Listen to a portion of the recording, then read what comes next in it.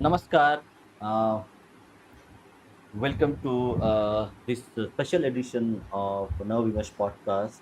So today we are going to discuss the concluded election, the second phase election of West Bengal. So we thought because elections are over for West Bengal and now on 4th May we will have the results come in. So we thought let's invite our renowned guests. So they are not like election or analysis in a way, but we don't want to do that. What we want to do that is have guests, have invite guests who understand Bengal uh, from a rural perspective, from urban perspective, and who have observed Bengali politics for a few decades at least.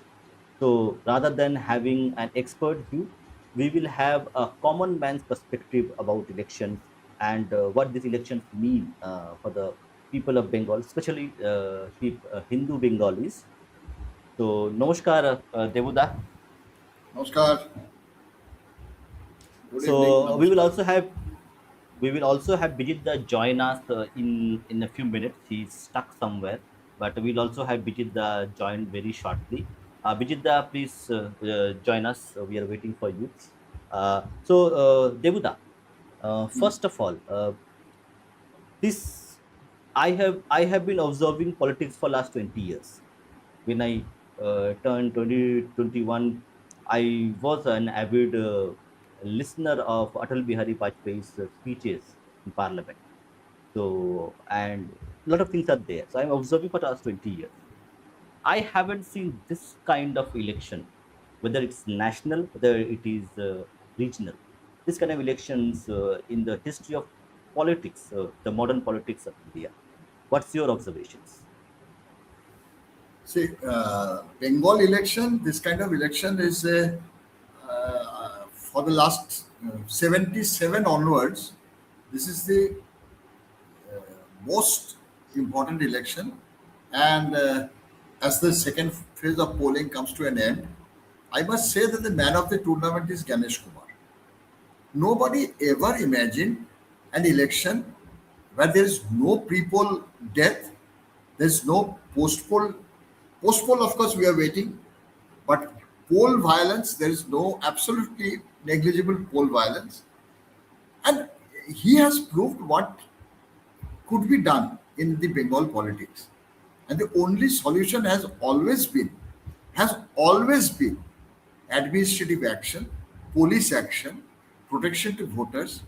But nobody picked up the courage to provide all this. So Ganesh Kumar is the person who managed to pick up the courage and put these lumpen elements who have been ruling Bengal for the last 15 years. They have all been bolted. I don't know how he managed to do it, but the whole administration, yeah, welcome. Our guest is there.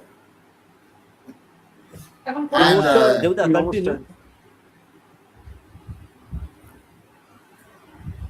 I have never seen this kind of election in Bengal in all my life. I'm 65 now. So what are the changes that I have seen? The main change is the TMC supporters, the avid TMC supporters. They were not very vocal this time. Whenever you ask a TMC supporter, "Ki dada ki hoche," what's going to happen in the election, he would go quiet. He's not vocal this time. He's very quiet.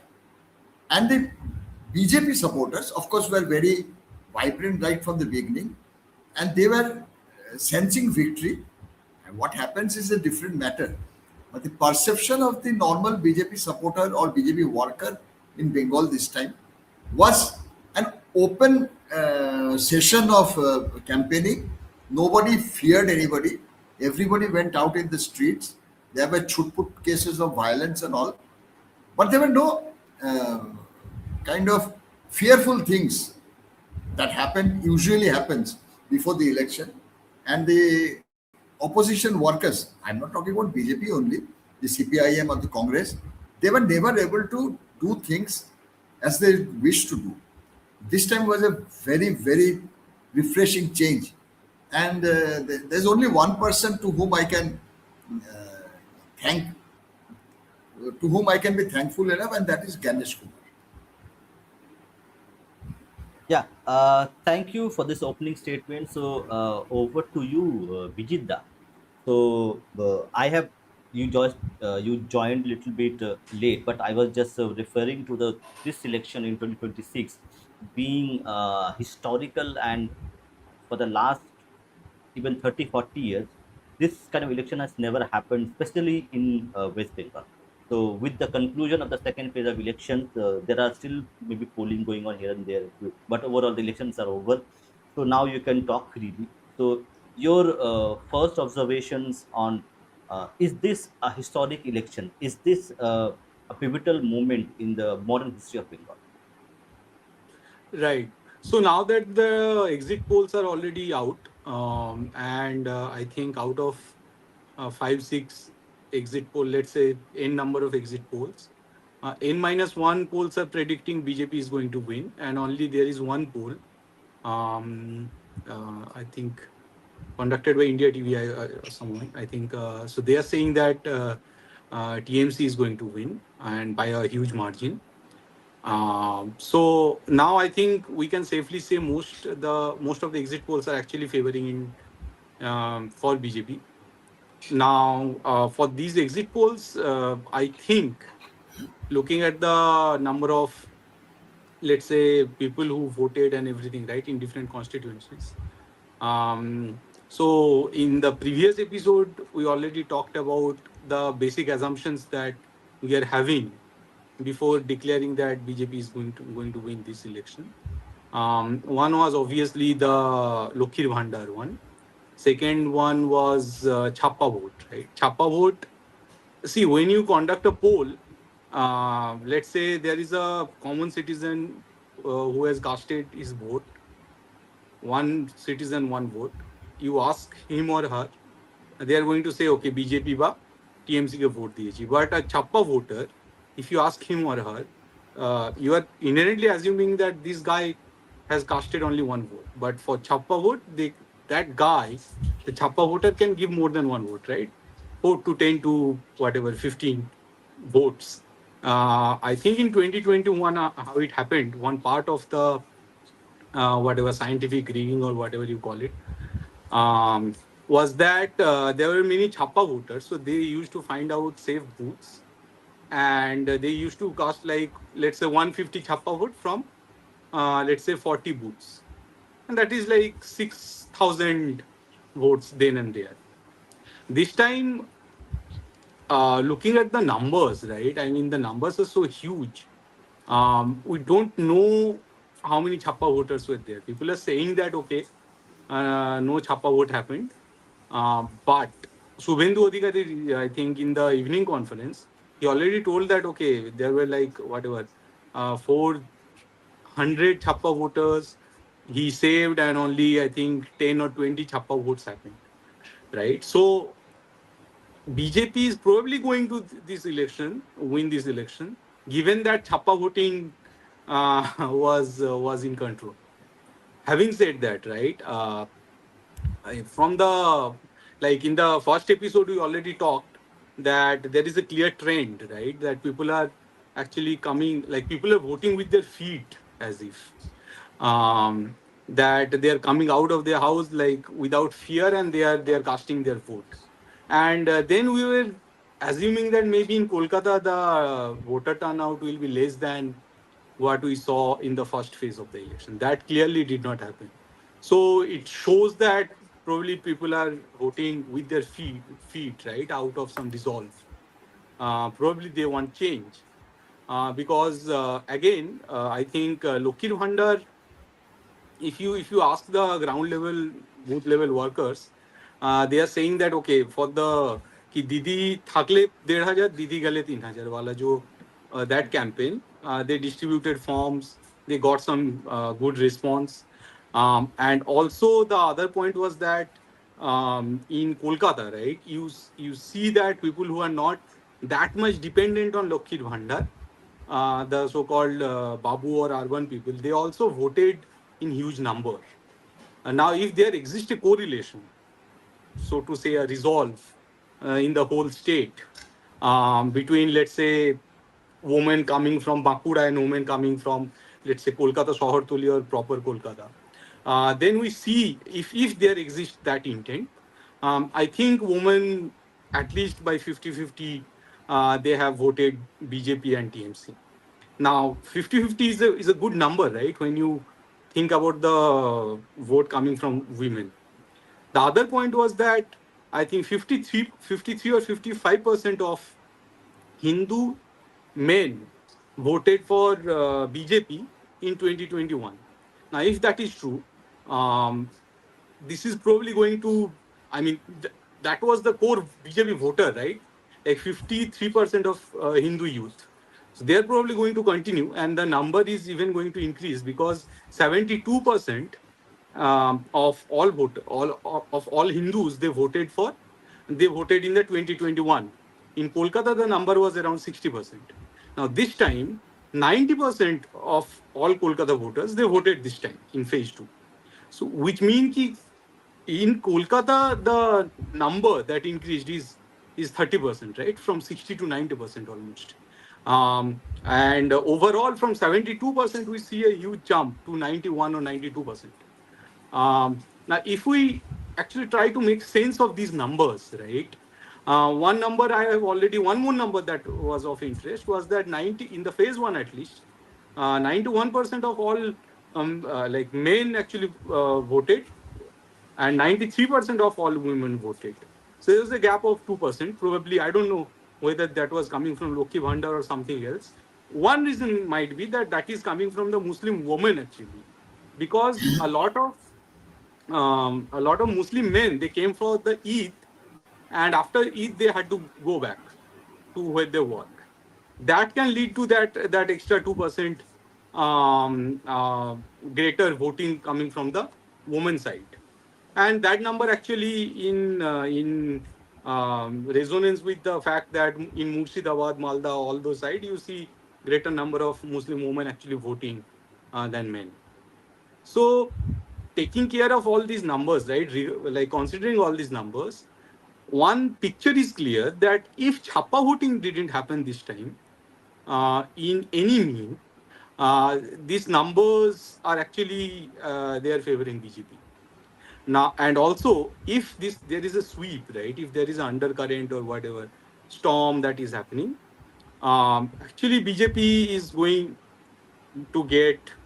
I mean, BJP is going to touch 170 if they win the Birbhum, like this, try to, if they sweep Birbhum, Purbo Bardhaman, Jhargram, I think there are only 4 seats. Yeah, so I think that's my conclusion that if Chhappa voting didn't happen, BJP is going to win the election. I want to tell you one more number, which, well, I mean the correlation, which was that you see in today's poll, right? From let's say 7 to 9, then 9 to 11, 11 to 1, Hooghly and Hooghly, Nodia, Purbo Bardhaman, they were leading in polling actually. Uh, which if we say that okay in Purbo Bardhaman there is a huge number of Muslim vote that is there. In Hooghly it was basically dominated by Hindu voters. So obviously again it shows some sort of resolve uh, behind the polling, right? So considering all this, I think BJP is going to have an edge, and which is correctly reflected in the exit polls as well. And I forgot. Namaskar, Devu sir. And yeah, sorry, I joined a little late. And yeah, so this was my initial submission to this on this topic. Yeah, so it is apt done. It is called Sabr. We have a audience who has mentioned Sabr and Nazar. So both have been there this time. The election commission. So why this committee is important? So election commission is preparing for this for last 1 year. So it was very patient thing. The things were done, and when it was required, they also delivered. So Debuda, uh, 2011, 2011 and 2026. Do you see any parallel happening? Is there any parallel between these two elections? Uh, well, there is not actually, because Hmm. 2011 was 34 years of incumbency, burden heavily on the Hmm. CPIM party. And Shingur, Nondegram, all this anti-farmer, it was well sold by Mamata Banerjee as an anti-farmer policy. Uh, and Bengal being a majorly farmers state, farmers just believed Mamata Banerjee, and 2011 was a different election. What happened over the 15 years was the vice-like grip of the lumpens of the Muslim society together with lumpens of the some kind of Hindu society, but always the leadership has come from the Muslim society in lumpenization of the society. And secondly, you see, corruption has been going on. I mean, the pilfering of government money and a contractor politician nexus, all this is part of the course, but the people accept it as it's going to happen anyway. But this time you see the Trinamool lumpens and Trinamool corrupt leaders, they have been snatching money from the poorest of the poor. You see, all government schemes, central government schemes, people had to pay the TMC leaders, which they are entitled to, the full amount they were entitled to, like the Pradhan Mantri Awas Yojana. 1 lakh rupees is coming and 25,000 rupees is going to the TMC leader. And usually these lumpens are mostly coming from Muslim community. Even Hindus within the TMC party would often complain that party ta chole gache Muslimanদের হাতে. So this has been a very, very significant thing to do when people are feeling oppressed. All supporters of Mamata Banerjee, they are feeling oppressed from Didir Bhais. Didir Bhai all over Bengal is creating havoc. They have been snatching money from the poorest of the poor. So this kind of corruption is different from the corruption we usually see. You see this 26,000 teachers job. All these people, almost I would say 20,000 or 21,000 came from very poor family. They had a dream. A farmer sending his child to the school, then to the university, then doing B.Ed, cracking the SSC exam, getting a job, suddenly loses his job after 3 years, 5 years, 10 years. I mean, they are married, they're settled now, they have lost their jobs. On top of it, almost half the people are paid 5 lakhs, 10 lakhs by selling away their land, by selling away their jewelry, by selling away their family treasure. This is a terrible thing to happen. And next came the rape and murder. You see, no government can actually stop rape. Rapes do happen all over the world. That's not the point. The point is the chief minister actively protecting the rape criminals, rapists, and then covering up the murder and rewarding the Sandeep Ghosh like character with another assignment as a principle of this is non-challenge, this is brazening it out. This is a challenge to the people who are disgusted with rape, who are disgusted with corruption. This chief minister stands in the middle of the road and says, हमने कर दिया, कर लो जो करना है. That's the kind of attitude she is having. I mean, you can't imagine after rape and murder of the Arjikor victim, this Sandeep Ghosh again getting a prize posting. This was a tight slap on the citizens of Bengal. So this time the election was not so much. You see, it was.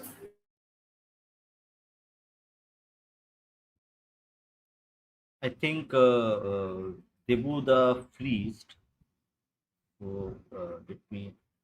Yeah, Bijinda. Bijinda, can you hear me? Let me connect with. Yes, yes, I can hear you.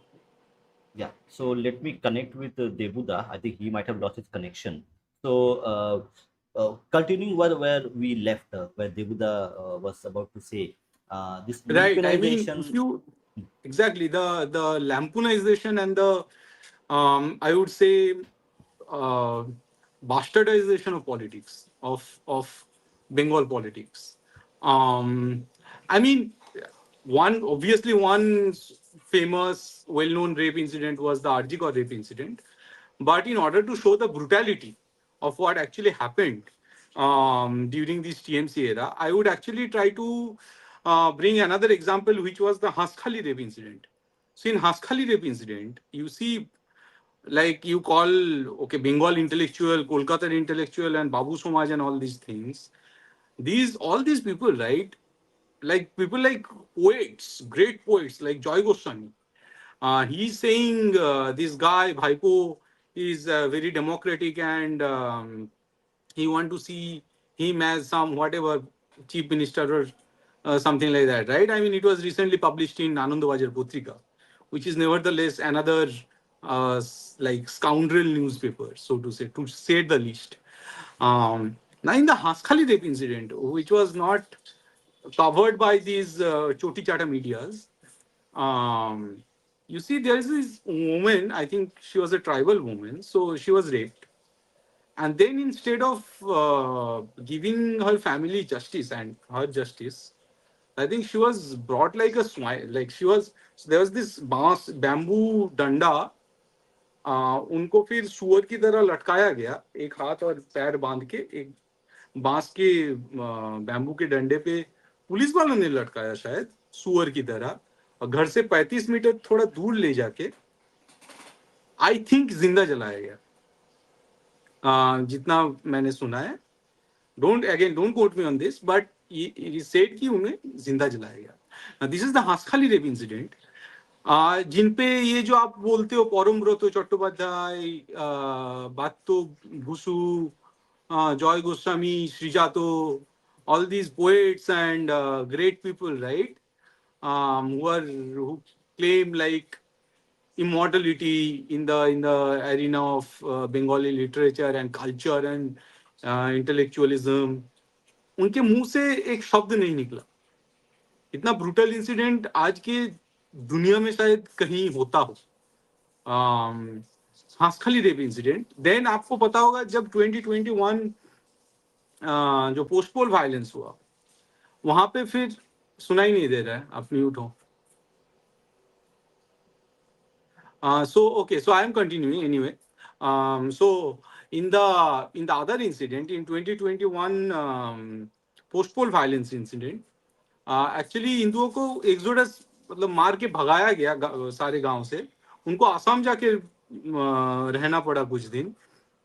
उनको 3 option दिया गया कि या तो TMC join करो, या अपने बीवियों को यहाँ पे छोड़ के, जितने सारे मर्द है सारे गांव छोड़ के चले जाओ, या हमें 10 से 40 हजार तक कुछ वट एवर जजिया दो, राइट. फिर एक कहानी में एक जगह बोला गया, as reported by the magazine observer I guess, कि माँ काली तेरी भगवान जैसे जितनी जैसे like your goddess Ma Kali is naked and I am also going to strip you nude and then do things to you. ये लड़कियों को लिटरली बोला गया. आई थिंक फिर और कुछ भी एरिया कहीं पे हुआ था जहां पे बेटियों को, माँ बेटियों को न्यूड पैरेड करवाया गया. न्यूड पैरेड करवाया गया. ये सब जो इंसिडेंट है, ये सब जब हो रहा था, तो परमब्रतो चट्टोपाध्याय जैसा बंदा वो फेसबुक या ये सब सोशल मीडिया पे लिख रहा था कि खेला हो गया और बदला ले लिया, अब बदला और भारी करना पड़ेगा. इस तरह का कुछ कमेंट आ रहा था परमब्रतो से. द पॉइंट इज, ये जो आपको और एक चीज बता दूं, आपको शायद पता नहीं होगा, कैलकाटा के जितने भी आजकल जो कल्चरल क्लब जो बोलते हैं, जहाँ पे सारे कल्चरल लोग बैठे रहते हैं और पता नहीं कौन कौन जाता है, चंद्रिल या फिर आनंद प्रकाशन, ये सब जो कल्चरल जो लोग अपने आप को क्लेम करते हैं, वो पता है कैसे चलता है. वो लोगों से पैसा लेता है और ब्लैक मनी को व्हाइट करता है. I have proof for this. मैं फालतू बातें नहीं कर रहा हूँ यहाँ पे. I have proof for the fact कि ये जो कैलकाटा कल्चरल क्लब जैसे क्लब्स हैं, ये ब्लैक मनी को व्हाइट मनी करता है. क्योंकि जो वहां पे डोनेशन आता है वो बेसिकली ब्लैक मनी वाला डोनेशन होता है, जिसको सफेद किया जाता है. ठीक है. अगर कहीं कहीं पे जीएसटी फांकी देवा, if you want to skip GST, if you want to बाहर से कुछ पैसा लाया उसको सफेद करना है तो कैलकाटा कल्चरल क्लब में डोनेट कर दो, वो थोड़ा बहुत पैसा काट के बाकी पैसा आपको लौटा देगा। कैलकाटा जो कल्चरल कैपिटल बोला जाता है, वहां के क्लब इस तरह का गंदगी करता है, ठीक है। तो ये लोग जो अपने आप को इंटेलेक्चुअल बोलते हैं, ये कोई भी रैंडम आम आदमी ले लो जो एक रिक्शा चलाता है, एक फार्मर है, उनसे मतलब उनके बराबर भी नहीं हो सकता, और ये लोग खुद को इंटेलेक्चुअल और लीडर ऑफ द सोसाइटी बोलते हैं कैलकाटा के। ये जो लैम्पुनाइजेशन ऑफ पॉलिटिक्स हुआ है, लैम्पुनाइजेशन ऑफ एक एक सोशल कॉन्शियंस जो बंगाल में हुआ है, ये इसका घातक परिणाम हमें देखने को मिलता है, क्योंकि यहाँ पे फिर सारे जो सिस्टम्स थे, सारे ऑथोरिटीज थे, सारे जो लॉ एंड ऑर्डर था, सारा बर्बाद हो गया एक एक एक एक स्टेट में। आई थिंक एक नंबर है 60,000 जो इंडस्ट्रीज थे वो बंद हो गया। ममता आने के बाद कुछ 6,000 जो बाहर के कंपनीज थे उन्हें छोड़ के जाना पड़ा। और उसके बाद भी look, we have failed as Bengali, we are doomed, we are still roaming around in the name of Tagore, Subhas, but in present time no one is there, only hooligans. नहीं, ऐसा नहीं है। सी कोई भी एक अच्छा अगर डेवलप्ड सोसाइटी ले लो, वहां पे ऐसे बड़े लोग तो होते ही हैं। उसके बाद भी जो सोसाइटी को चलाता है वो आम आदमी रहता है, राइट। उनका इंटेलेक्चुअल होता है, जो इंटेलेक्चुअल ऐसे टैगोर और सुभाष की तरह फेमस नहीं होता। एक दो बंदे से एक सिविलाइजेशन या एक सोसाइटी खड़ा नहीं होता, और जरूरी नहीं है कि सबको इनके तरह फेमस होना पड़े। पास तो लेकिन आपको एक चीज जो बंगाल में देखने को मिलेगा वो ये है कि पहले एक टीचर हो जाए, मास्टर हो जाए, उनका थोड़ा बहुत इज्जत होता था। लेकिन टीएमसी के जमाने में जो हुआ, टीचर्स आर द मतलब are considered the most buffoons and the most stupid creature in Bengali society. आज के जमाने में उनको सबसे ज्यादा स्टूपिड सोचा जाता है। और कोई अगर टीएमसी का दादा है, उसका आप देखोगे बड़ा सा घर है, 4-5 गाड़ी है, गांव में इवन कोई भी गांव में चला जाओ ये आपको देखने को मिलेगा। Signing was represent Bengali bhadralok more than Tagore and Netaji. हाँ, ऑब्वियसली इसमें तो कोई मतलब there is no doubt about it, right. These people, these are the most corrupt people जो खुद को भद्रलोक बताते हैं। और ये जो बास्टर्डाइजेशन ऑफ भद्रलोक गिरी हो गया है, ठीक है, इससे अच्छा तो शूद्रलोक ही है। मैं अपने आप को भद्रलोक कहने से अच्छा है I will call myself Shudralok. That is a much more respectable title than the bhadralok of Kolkata. तो ये एक जैसे मल्टी डिमेंशनल एक क्राइसिस है जिससे बंगाल जूझ रहा है। नाउ ऑब्वियसली अगर कोई सोसाइटी है वो तो इंसान बनाता है, राइट। वो आम आदमी बनाता है, उससे पॉलिटिक्स भी बनता है। सो ऑब्वियसली अगर बीजेपी आ रहा है बाय डिफॉल्ट आके बहुत कुछ चेंज कर देगा, ऐसा तो नहीं हो सकता। बट वी होप कि थोड़ा सेंटर से अगर कुछ पैसा मिलेगा, थोड़ा कोई 3-4 और जो प्रकल्प थे, प्रोजेक्ट्स थे, वो अगर खुल गया तो लोगों को जॉब मिलेगा, तो थोड़ा बहुत सेल्फ एस्टीम आएगा। सेल्फ एस्टीम आएगा तो फिर गुंडाराज खत्म होगा, थोड़ा बॉर्डर सिक्योर होगा। जितने जो साउथ 24 परगना हो गया या फिर इन जनरल कोलकाता हो गया, वहाँ पे जो वहावाइजेशन हो रहा है, जो आस्ट्राफाइजेशन हो रहा है, कि आपको 10 साल पहले बुरखा नहीं दिखता था, आज आप साइंस सेंटर में चले जाओ, अलीपुर अलीपुर जू में चले जाओ, बुरखा ही बुरखा दिखता है आपको। ये बंद होगा। पाकिस्तान जैसे कुछ दिन पहले एक आया था कि हम लोग कोलकाता को अटैक करेंगे, बट एक्चुअली मेंट कि हम लोग बांग्लादेश साइड से अटैक करेंगे। तो ये सब शायद बंद होगा। सो वी हैव, हाँ, all we can do is like we can hope big right now. और अभी भी रिजल्ट ऐसे आउट नहीं हुआ है। ये हो ही सकता है कि 4 तारीख को रिजल्ट कुछ अलग दिखा दे, क्योंकि ज्यादा छप्पा वोट पड़ जाए। मैं एक ही चीज बोल रहा हूँ कि जैसे ये एग्जिट पोल्स है, इसमें एक बड़ा एजम्पशन ये है कि वी आर एज्यूमिंग कि इन्होंने जो सर्वे किया है उनमें कोई छप्पा वोटर नहीं था। क्योंकि छप्पा वोटर बाहर निकलेगा, वो आके बोले, हम लोग एज्यूम करेंगे उसने एक वोट डाला है, बट वो 4, 5, 10, 15 कुछ भी नंबर ऑफ वोट डाल सकता है। तो छप्पा वोटिंग नहीं हुआ है, मैं फिर से बोल रहा हूँ, क्योंकि ये नंबर्स बहुत एबनॉर्मल है। अदरवाइज छप्पा वोटिंग नहीं हुआ है तो I think there is a big chance कि टीएमसी का खेला शेष हो गया है। और एक एस्पेक्ट मैं यहाँ पे बोलना चाहता हूँ कि अगर मान लीजिए, ठीक है, अगर इस तरह का हिंदुत्व का तो राइज बहुत दिनों से हो रहा है बंगाल में, and we see a great future of Hindutva in Bengal actually, क्योंकि आप जिस तरह से आप यूपी में देखोगे फॉर एग्जांपल, वहां पे जिस हिसाब से कास्ट पॉलिटिक्स खेला जाता है, बंगाल में कास्ट पॉलिटिक्स उतना ब्रूटल, उतना मतलब अ, उस लेवल का कास्ट पॉलिटिक्स नहीं है जितना यूपी में है। So there is a big chance कि जैसे अब तक सोचा जाता था कि Gujarat is the centre of Hindutva, अगर बंगाल आ जाए तो देयर इज अ चांस कि गुजरात के को छोड़ के शायद Bengal become the new capital of Hindutva. ये एक चांस है जो जो हम लोग यहाँ से we can actually lead and we can make Bengal the new epicentre of Hindutva along with Gujarat, and we can even go ahead in terms of creating new ideas and new narratives along Hindutva line. Yeah, thank you, Bijeet da. So, Devuda is back, so we'll quickly take him.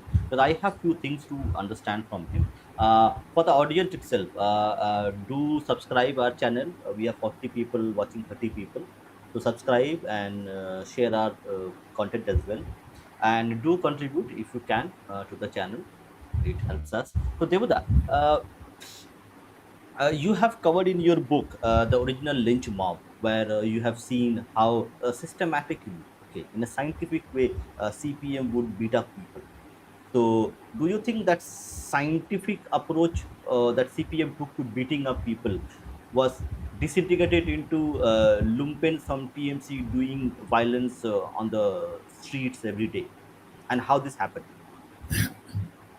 No, the violence, the difference between the violence of the CPIM and the TMC over the last at least 7 8 years has been, apart from the lumpens, mostly from the Islamic society, the Muslim society, police has taken a very active interest in lumpenization along with the lumpens.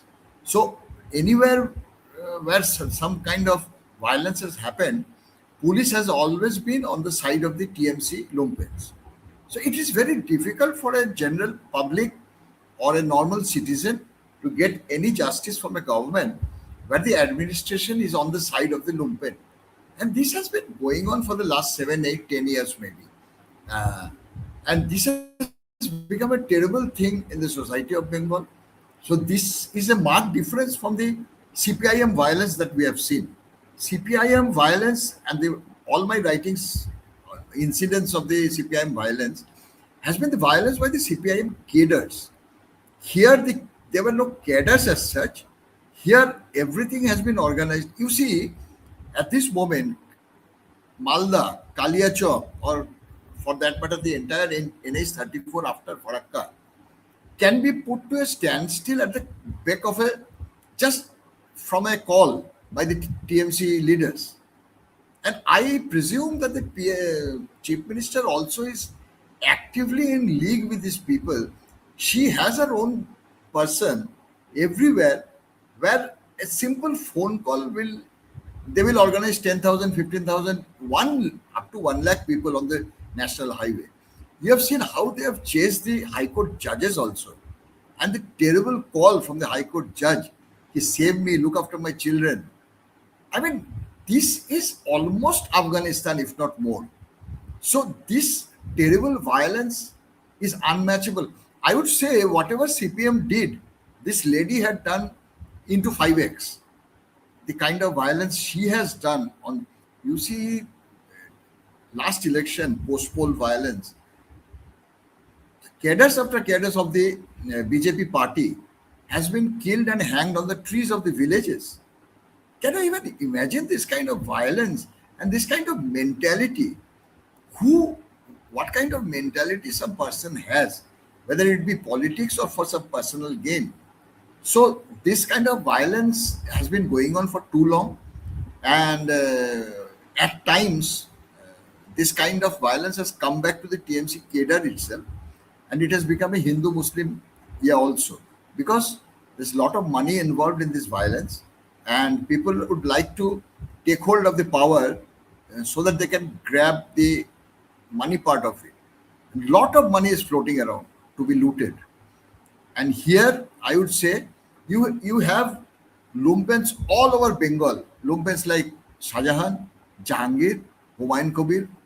Every district has a Muslim leader who is a lumpen and who is oppressing the society, who has backing from the police, and it's a terrible society to live in. If you ask me, I would say I would not like to die in Mamata's Bengal. This has to end. This has to end not for BJP. This has to end for a healthy society. So that's one point. And another, I would like to take an alternative call on the Lokhi Bhandar thing. I don't think Lokhi Bhandar has bought votes for the TMC that much. Like people would say that the rural ladies have been sold out on Lokhi Bhandar. Not really. Because you see, last election, TMC got 2.75 crores of vote and BJP got 2.33 crores of vote. I cannot imagine that the BJP has got no vote from Lokhi Bhandar beneficiaries out of those 2.33 crores vote. Of course, people think that it is a good thing to happen in their life and they, as a gratitude, vote for the TMC. But not really, not the entire female crowd would go and join TMC just because they are giving him. Because at the end of the day, it is not TMC which is giving the money, it's a government scheme and everybody is getting the money. So these are the things. This violence kind of thing has to end in Bengal society. Is as per exit poll, if BJP comes to power, BJP has to do serious back office job to control this violence, to chuck out any criminal that the party might have, and they have to bring it a reconciliation in the society, reconciliation between lumpens, administrative action against the lumpens, reconciliation between the peaceful section of Muslim society, and telling them that the Muslim deserve a better life than they have got under Mamata Banerjee. You go to a Muslim slum in Calcutta, I will not advise you to go to villages or rural areas. You go to a Muslim slum in Calcutta, pigs are dying there. Pigs don't survive one day, and they are being kept there under extremely unhygienic condition in a very, very poor state, and never told by the government to organize themselves to have a good life, to put up business, or to do anything. Now, this Muslim community has a substantial part of the Muslim community, I presume, would like to work hard and earn their living and live peacefully. So, this section of the society has to be demerged from the lumpen part of the society and brought into mainstream. So, this is a very serious job that the BJP needs to do, just like the reconciliation commission that Nelson Mandela had done in South Africa. That kind of thing is needed at this hour in the Bengal politics also. I'll take this point and come back to Bijidda. Bijidda, no, he just mentioned, Devuda just mentioned that there is a scope, a chance of reconciliation between the peaceful community and the overarching Hindu community. Okay, that includes Jains, Buddhists, and others. Okay, everybody. Do you think, because you have written a book called Hindu Messiah and Hindu Genocides, of which 80% or 90% is done by the Islamic or Islamist invaders, correct, who were inspired by the book, so, by which they did all these things. So, and also one more thing, Devuda mentioned that uh, the power which is held by the Ashrafs in West Bengal, okay, Right. it has increased quite dramatically over the last 10 years, where they, up the top of a hat, they can block the national highway or even the train lines. So, considering all these things, where and also I like to also take the opinion of Devuda as well. We did a last live stream yesterday night itself with the CSK, where CSK has gave us a news, kind of a news, that Amit Shah has told all the businessmen in Bhawanipur is that Bengal is sitting on a volcano. The issues are beyond politics and beyond general politics. It is about national security. So don't think that this election is only about elections. This is about Mhm. future of India rather than anything else. So Right. considering everything which has happened, how do you see the peaceful community and how do we manage them? Right. So yeah, so I think when we talk about Ashraf, we are Hmm. actually proceeding in the right direction, in my opinion. You see, only it is the so if you really want to talk like us and them, in India there exist two community, Hindu and Ashraf, right? And Ashrafs are only 5%. And the Pasmanda community, they have gone through double genocide. So you see, for Hindus, our institutions, our ecosystem, our education, administration, everything got like pretty much destroyed at the hand of these invaders, Ashrafi invaders. But at least we could retain some amount of our identity. But for Pasmandas, they lost pretty much, like they lost their institutions just like us so-called Hindus did, and they also lost their identity of Hindu, right? Of the Desi native people with native beliefs. Obviously, I could again go deeper into this Abrahamic historiocentricity and historiocentric morality, but I'm not going that far. I'm saying that okay, Pasmandas have gone through double genocide. So Hindus, us, we have a greater responsibility to bring them back to at least reverse the genocide that they have gone through and we have gone through. And uh, and uh, if you ask me, like, okay, like maybe Islam, like they used to be like they believe in Islam, and they it is their whatever most coveted sort of thing that they have got to get rid of casteism and all these things again, right?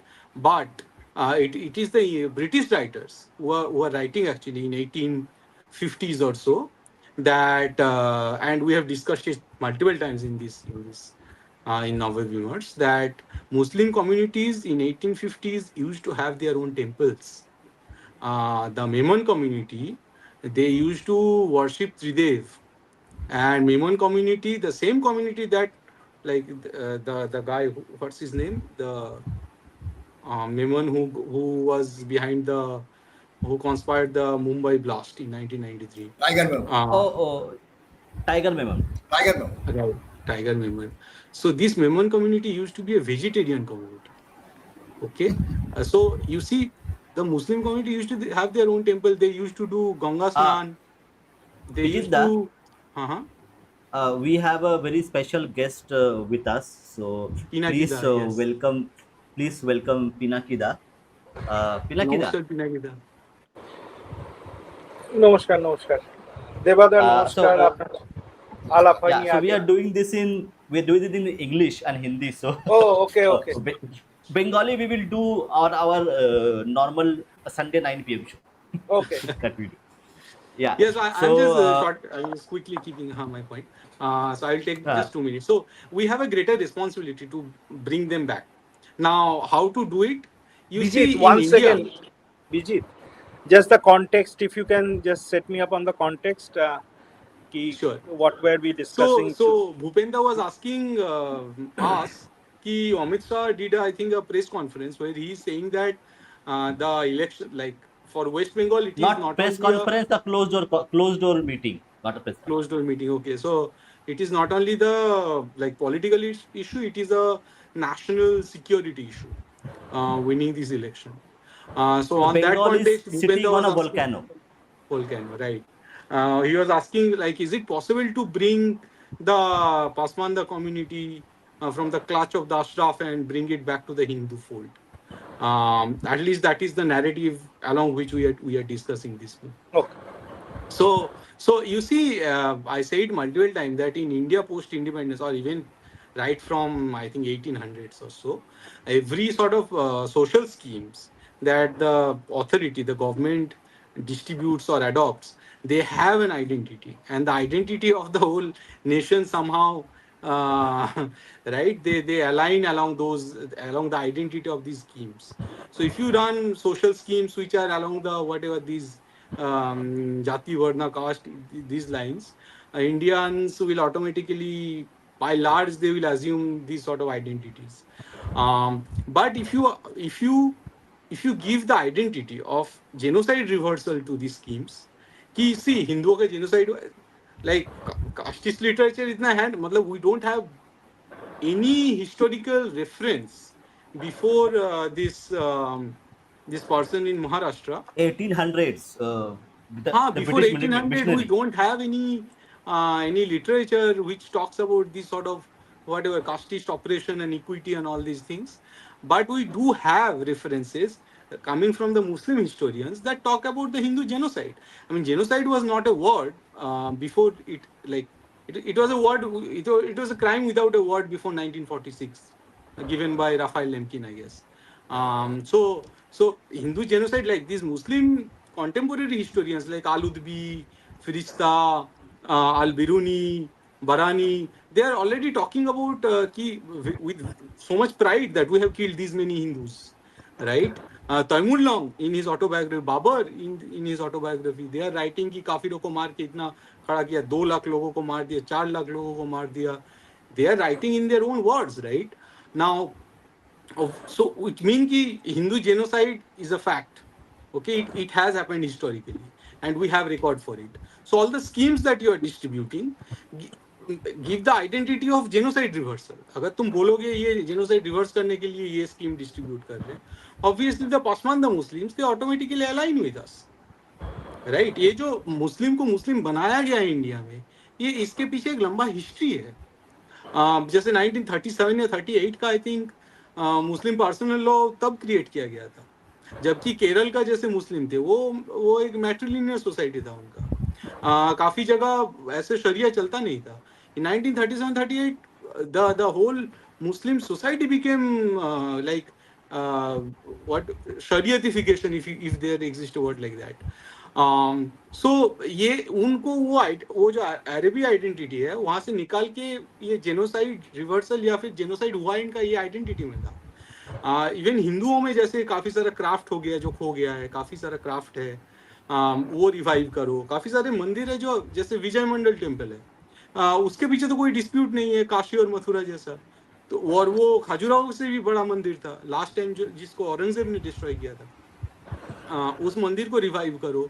तो अगर तुम scheme को genocide reversal वाला identity दोगे तो India का overall schema में ये चीज घुस जाएगा, इंडियन कॉन्शियसनेस जो है उसमें ये घुस जाएगा कि हमारे जेनोसाइड हुआ था, ओस्मानदाओं का भी हुआ था, हिंदुओं का भी हुआ था.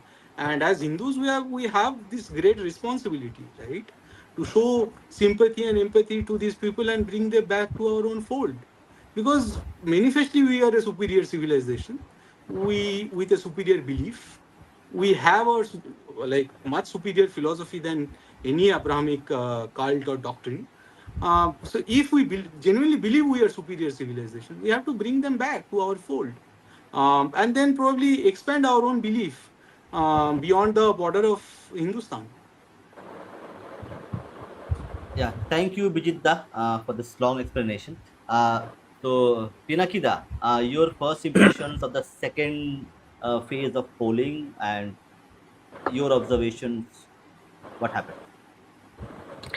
So second phase of polling um, essentially was the repetition of first phase. And if you remember that I said once we can set the tone for the phase one, phase two will follow that pattern. And exactly to that line, the percentage of voting 90 plus percentage plus your law and order situation in situation that was managed very well, except for few stray incidents. I would say nothing in comparison to what we are used to seeing in Bengal. So it's in the same line. And one thing that happened different from the last election is that last election was what happened in 7 phases, right?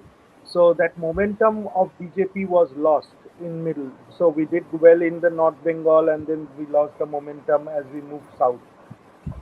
This time, that momentum was carried forward, and with the first four phase, Mamata Banerjee kind of going into her own shell, you know, has actually made that communication loud and clear that TMC is not winning. So this is um, this is a very kind of a straightforward equation. If you want to see this, whenever this large scale voting happens, it's for a change. In 2011, I think the percentage was 83% polling. So this time it is 90 plus. So that is a huge shift, you know, and people make sure that that shift happens, and we'll see it on the 4th. But my assumptions, and I'm still sticking to the numbers that I predicted last week, is that BJP will end up somewhere with 156 seats and Trinamool with 132 seats, and the rest goes to INC and the ISF and the others. So, so this is my very short, I would say, and then we can go in details. But I think you have brought up a very interesting topic on the conversion and bringing the Pasmanda class into our Pasmanda class into our fold, because there is already an effort that is being going on, um, and Bhupen, you must be knowing our Rahul Diwan and his Sangam talks. Hmm. You know, Yeah, yeah, yeah. they are raising 1,000 crore fund to make this conversion a reality, because the and Pasmanda class is one of the primary areas where they are basically marginalized Hindus being converted into Muslims. Okay, so and it would be mm, kind of, I won't say a straightforward thing, but we also have to remember, beside the atrocities and the genocides, Muslims in Bengal, particularly, actually progressed or conversion happened with the means of the Peer and the Ghazis. There was a huge influx of Peer and Ghazi in Bengal, and the movement of this Sufi, or your that kind of a movement that happened. So it was not all genocide, I would say, but it was always an economically disadvantageous position that Muslims were in, and then the, especially from a class-based society, and Brahmins and the Kshatriyas and the Vaishyas, all these people having their own say into the matters of governance, operations, and everything, the lower strata slowly moved away from it, because they had nothing more to offer to these lower class people. Although we talk about being, there is nothing called class in our Vedas and Puranas, but in reality, that there was a phase of few hundred years where that kind of reigned a lot. And historically, if you see, Islam came to India through Arab trade, coastal contact, and that's where Kerala, Bengal are the main settlements, before they actually expanded to the other parts of the country. And then during the Sultanate period of 13th century, the Sufi saints, Pir, the the Delta region actually, especially if you see the Sundarban areas and those kind of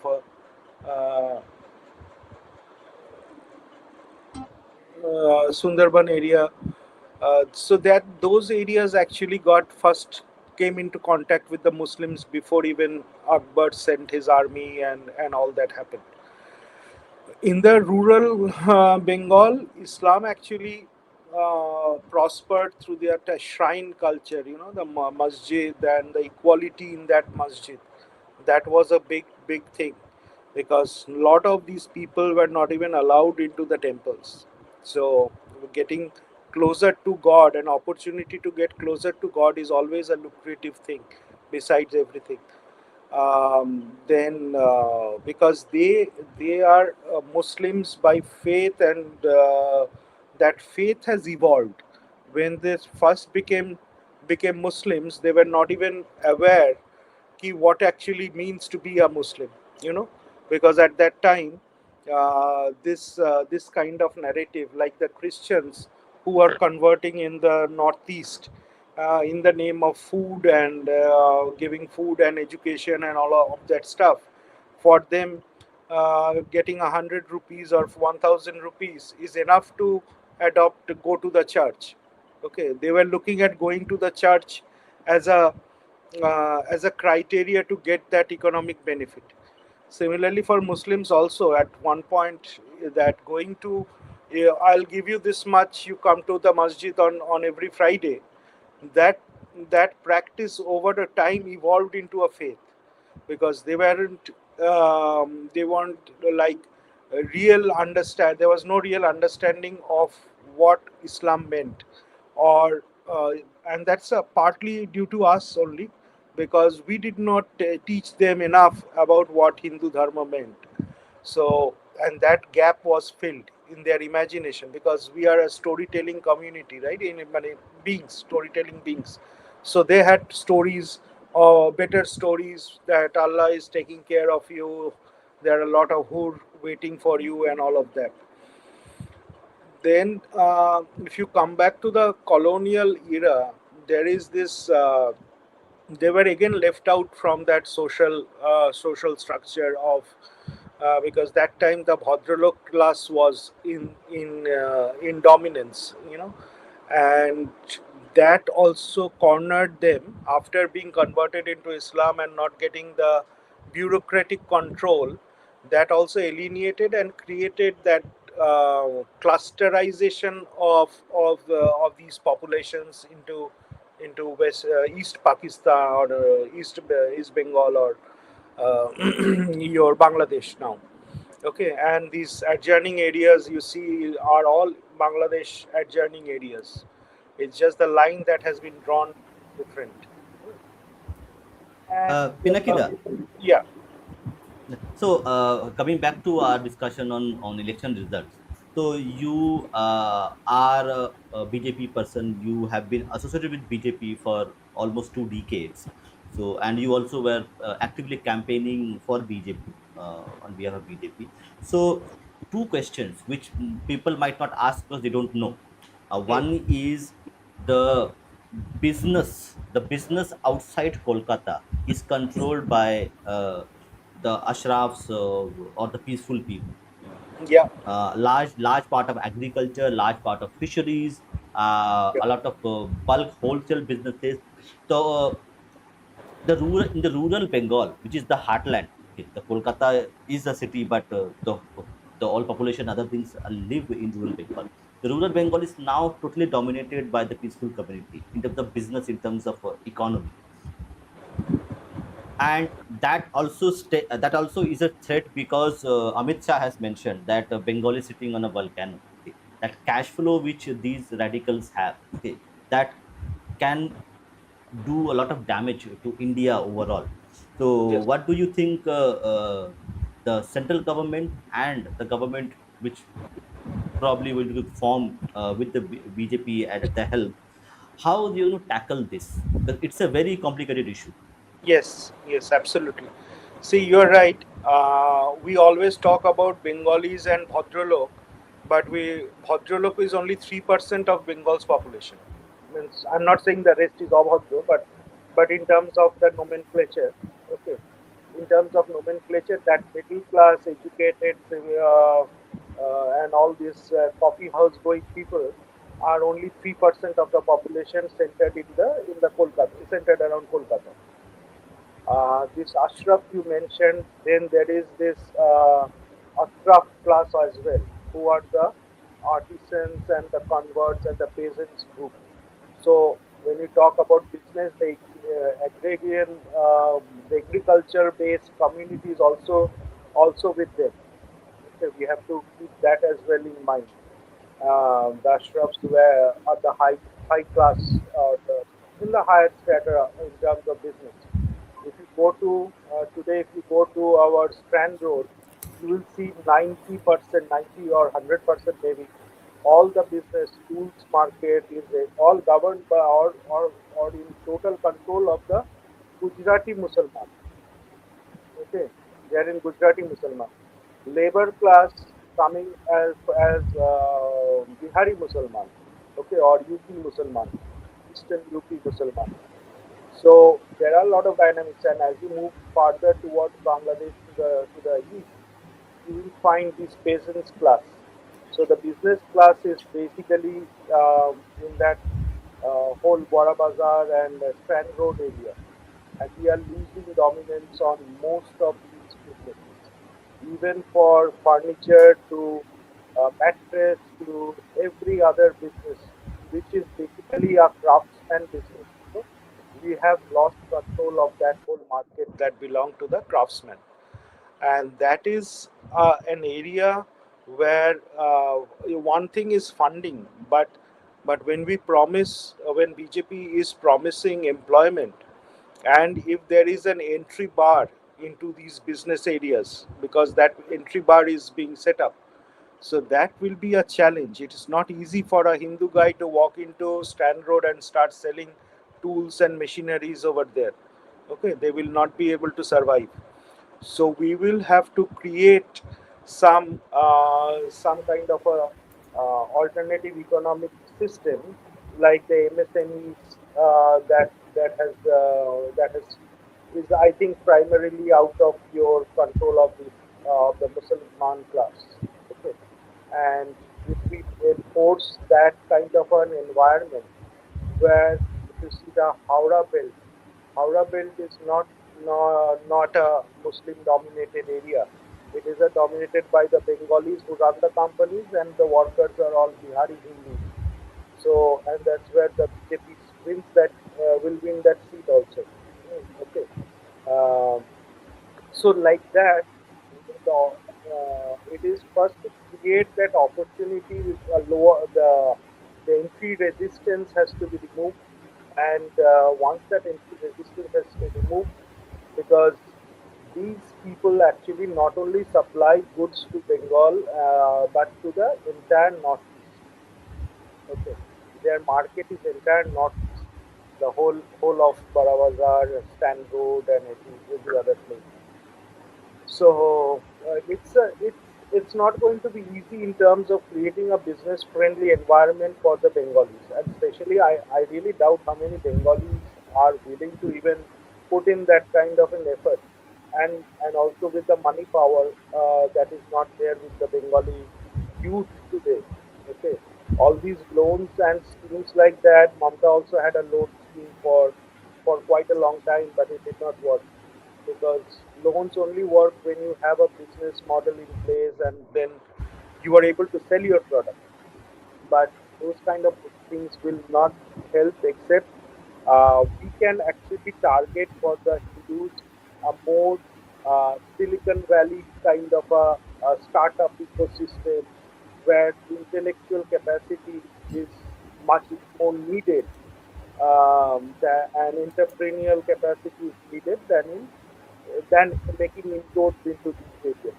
Because you'll also have to understand these trades that they're in are getting automated at a very fast pace. So the only way to beat it is through automation. You need lesser number of people, whether Muslims or Hindus, and then you make that inroad into it. So it's you have to make it a technology driven initiative to break into this ecosystem and create that employment opportunity as I think will be working in the future. Uh, Yeah. uh, Thank you, Pragata. I'll keep you waiting for a few minutes.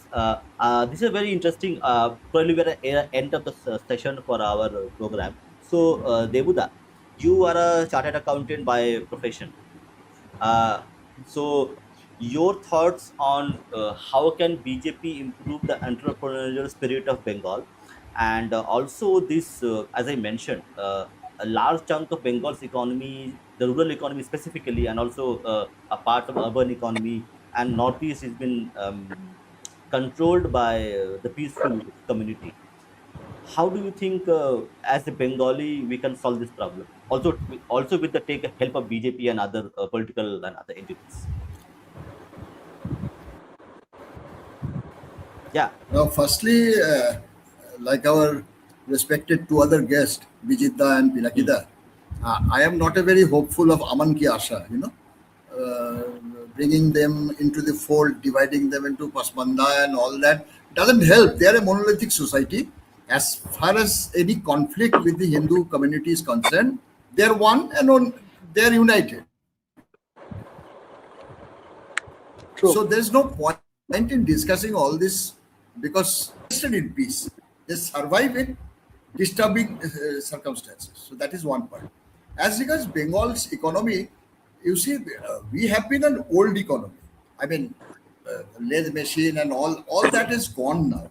Now we are into a new economy, and all development of Bengal has to be service sector oriented. Why do I say so? Because when you invest 100 crores in a service sector, you are generating lot of more jobs than investing 100 crores in a manufacturing sector.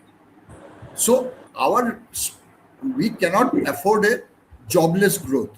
Our growth has to generate jobs. If you want to have jobs and economic progress, we need to have service sector, like a hospital, an educational college, or a hotel. These are sectors which generate huge amount of employment.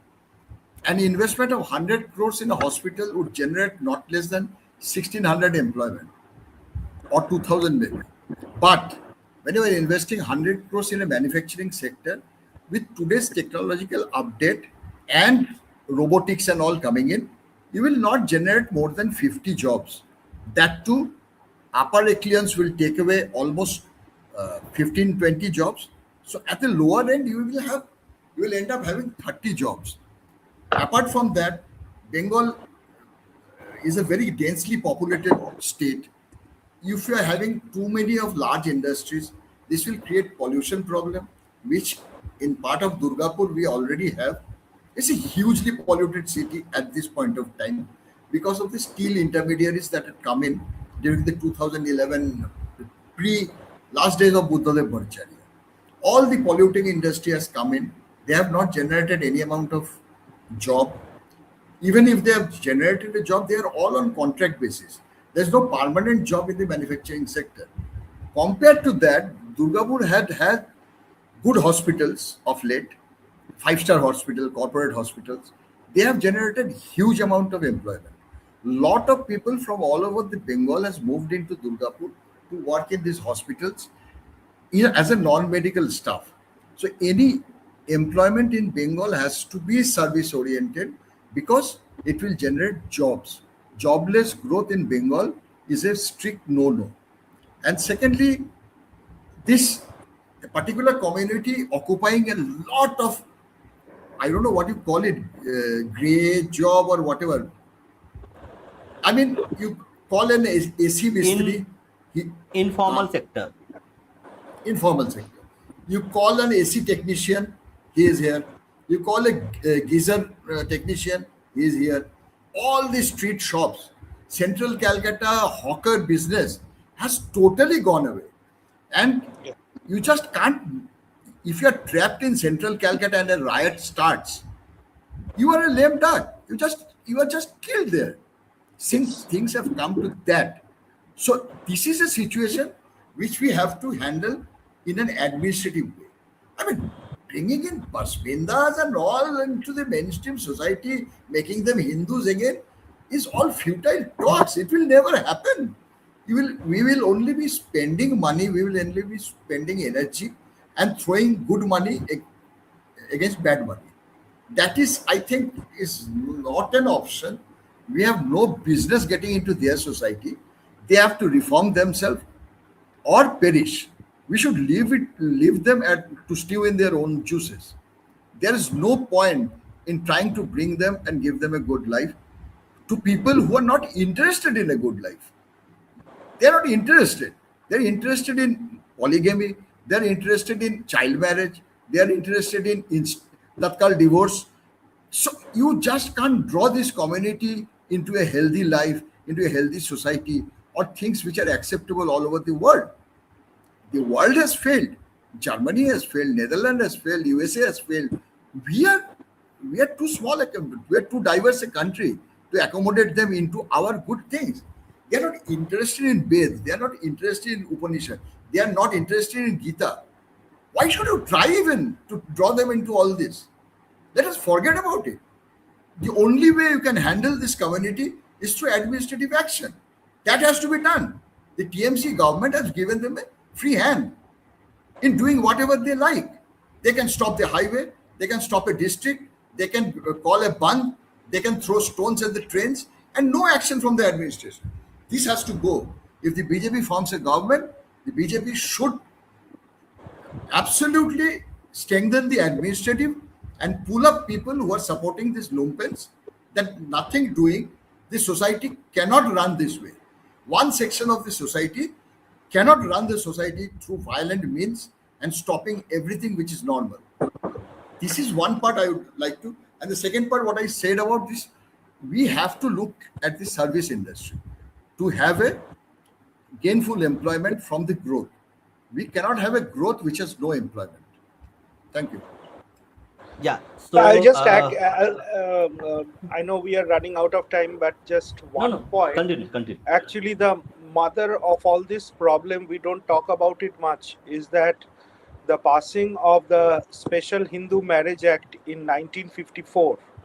So that has created a population disbalanced growth, and with the BJP confirming, the Hindus are restricted to marrying to only one person, and the Muslims have been left with their Sharia laws to marry as many as they want. Okay, so that has created this disbalance, and with the introduction of the UCC, I think if that is being taken care of in the as similar laws for all citizens, there will be a check on their on the population growth, which is kind of, and over a period of time, because 70% growth rate will over a period of time will kind of overshadow that their 30% growth, you know not immediately, but 50 years maybe, or or I don't know how many years. But so that is one area we don't talk much, that we have been at a disadvantage in terms of population explosion, or So, they are, Pinaketa, if I can yeah. come in, I mean, one person having five wives can produce as many children as 5% marrying five wives, having five wives. Well, where is the biology of it? One No, the person having biology. five. No, I No, get your if point. if five females are married to five males, they will produce the same number of children. This cannot be. They are having multiple children. Number one, and one Yes. point, if you can agree, if you can put some light on it, I just like to know the population density as a whole is 35%, whatever. But Yeah. when you are taking a slice of the population to 40 minus population, I mean, that's 50%. I People did not below get 40 your years point. of it. I did You not get see, your point. as a population, as a total global population, Indian Yeah. population, we are having 35% of Muslim population. When you are taking a slice of the young population, say from 0 to 40 years, here the percentage is not 35%, it is more than 50%. So Yes. as we senior people die, Yeah. this population density, this demographic spread will be much more Yes. dangerous. Yes. This I want to know from Absolutely. you. Is it correct? No, no, no. It means I'm totally in agreement, because totally in agreement with what you said, Debuda, because this is exactly the case. As the replacement ratio, as it is called, is much lower for Hindus as compared to the Muslims. So over the next 50 years, this demographic So one shift more is, data we are here. sitting at a time bomb basically. So for Kolkata, as a city, this replacement ratio, or I think it is called TFR, total fertility ratio, it is Hmm. less than 1.1, which is rare in most developed I mean cities, by the way. Forget about Indian cities. It is less than 1 or 1.1 as per some survey that came out in Anandabazar Putrika. And Anandabazar Putrika actually raised this point that everyone is talking about everything, but actually no one is talking about this critical TFR that we see in Kolkata. Yes, valid point, Bijit. Yeah, Pragada, you are saying something, and then we will go towards the No, end no, of no, I'll admit, I just stand corrected with what Debuda said. Okay, Hmm. because one person marrying four people and producing 20 children, and one person marrying one person and producing 20 children is kind of a biologically possible, but at the same time, this. Uh, it's always in practicality we have seen that every woman having 2 3 children to care for, not everyone is a Lalu Prasad Yadav in the country. So in that sense, in that sense, theoretically possible. But that has given them a lot of these, and the belief Allah is going to feed them. They don't care about the well-being or education, like the way we care for our children's education and spend huge amount of money on that, nourishment and everything. So that part of is hard to beat, and you are absolutely right. That explosion, as the young replacement ratio will happen, we will be totally marginalized, and that's where it brings back to that discussion on the Pasmanda class and others, to bring them back into the fold, because that's where the balance of power can be still struck, you know because the things that they were promised when they converted has not been fulfilled at all, because those are the original Dalits of our society. So they are still at a disadvantage, and there are chances, and there is actually some work happening. I know it. I don't want to tell it on a TV, on this channel, but I know it for sure that there are certain things that is happening at the subaltern level, where that shift will happen. And a lot of our uh, Maharaj and these ashrams and gurus have taken this up very seriously. Yeah. we will take two questions which has come up, okay, and then we will So take a yeah, final yeah. final So comment. Bhupenda, Yeah. I had a couple of points to add here to this discussion. So one point is that obviously, matlab, if let's say if we consider okay less than 40 years of age, I think Debuda is saying okay this is maybe it is 50-50. In that case, I think like we have to. It actually tells us that we have to either matlab, to balance the demography, we have to either bring more people from their fold into our fold. That's why I'm suggesting what I'm suggesting. Second point is, you see, even I mean, I am not as old as you guys, but what I have seen, at least in places like Bankura, being a Muslim, right, or being whatever Pasmanda, had a used to have a sense of guilt. I don't know where that guilt used to come from, but in the TMC era, what I've seen is like this weird bravado show that like we are the king maker and all these things. Now, Yes. what I'm suggesting is if we can say that okay, our whatever we believe, Hindus believe, this is superior belief, and we are not going to call Ramdhanu Ramdhenu, we are not going to call Ma Amma or পিসি খালা or স্নান করাকে গোসল বলবো না আমরা, because we have superior civilization and belief and this is our native land. I want at least this much, that okay we have superior belief, you come to our fold, maybe that is optional, we are going to project our belief. If you want to come, you come. If you don't want to come, you maintain the law and order. At least that much is secure. But we are not. I don't want to keep ourselves all the time as like defensive. The second point here that which we have to think about in near future, which is that getting the Rangpur and other places back, जो उधर का जो Bangladeshi Hindu population, that population to basically bring them in places like along the border, West Bengal Bangladesh border at least, in some way by capturing some land. That can be one way, or having initiating a talk with the Bangladeshi government that hey, we need to bring Bijitda, that balance. So Bijit, maybe we can Bijitda, implement the 1950 Nehru Liaquat Pact and uh, exchange the population. Bijitda, Mhm. sorry for interjection. Pinagdata has to leave for another podcast. So, Pinagdata, Acha, acha, last no. question to you. Last Okay. question to you. No. First three policy decisions from the BJP government in Bengal that you want to see. I'm too insignificant to answer that question, to be honest. Sorry, your wish, No, your no, but wish. What do you wish? Oh, my wish. Uh, okay.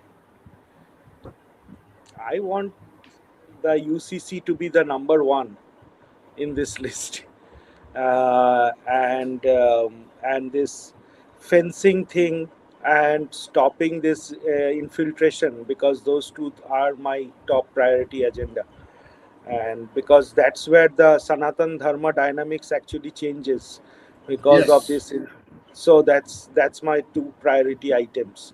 And third is employment, obviously. And as Devuda rightly pointed out, on the service sector, I said about the automation, robotics, and getting into more of the high-end places, because where they will lack is because their madrasa education will not be able to support this kind of a high technology growth areas.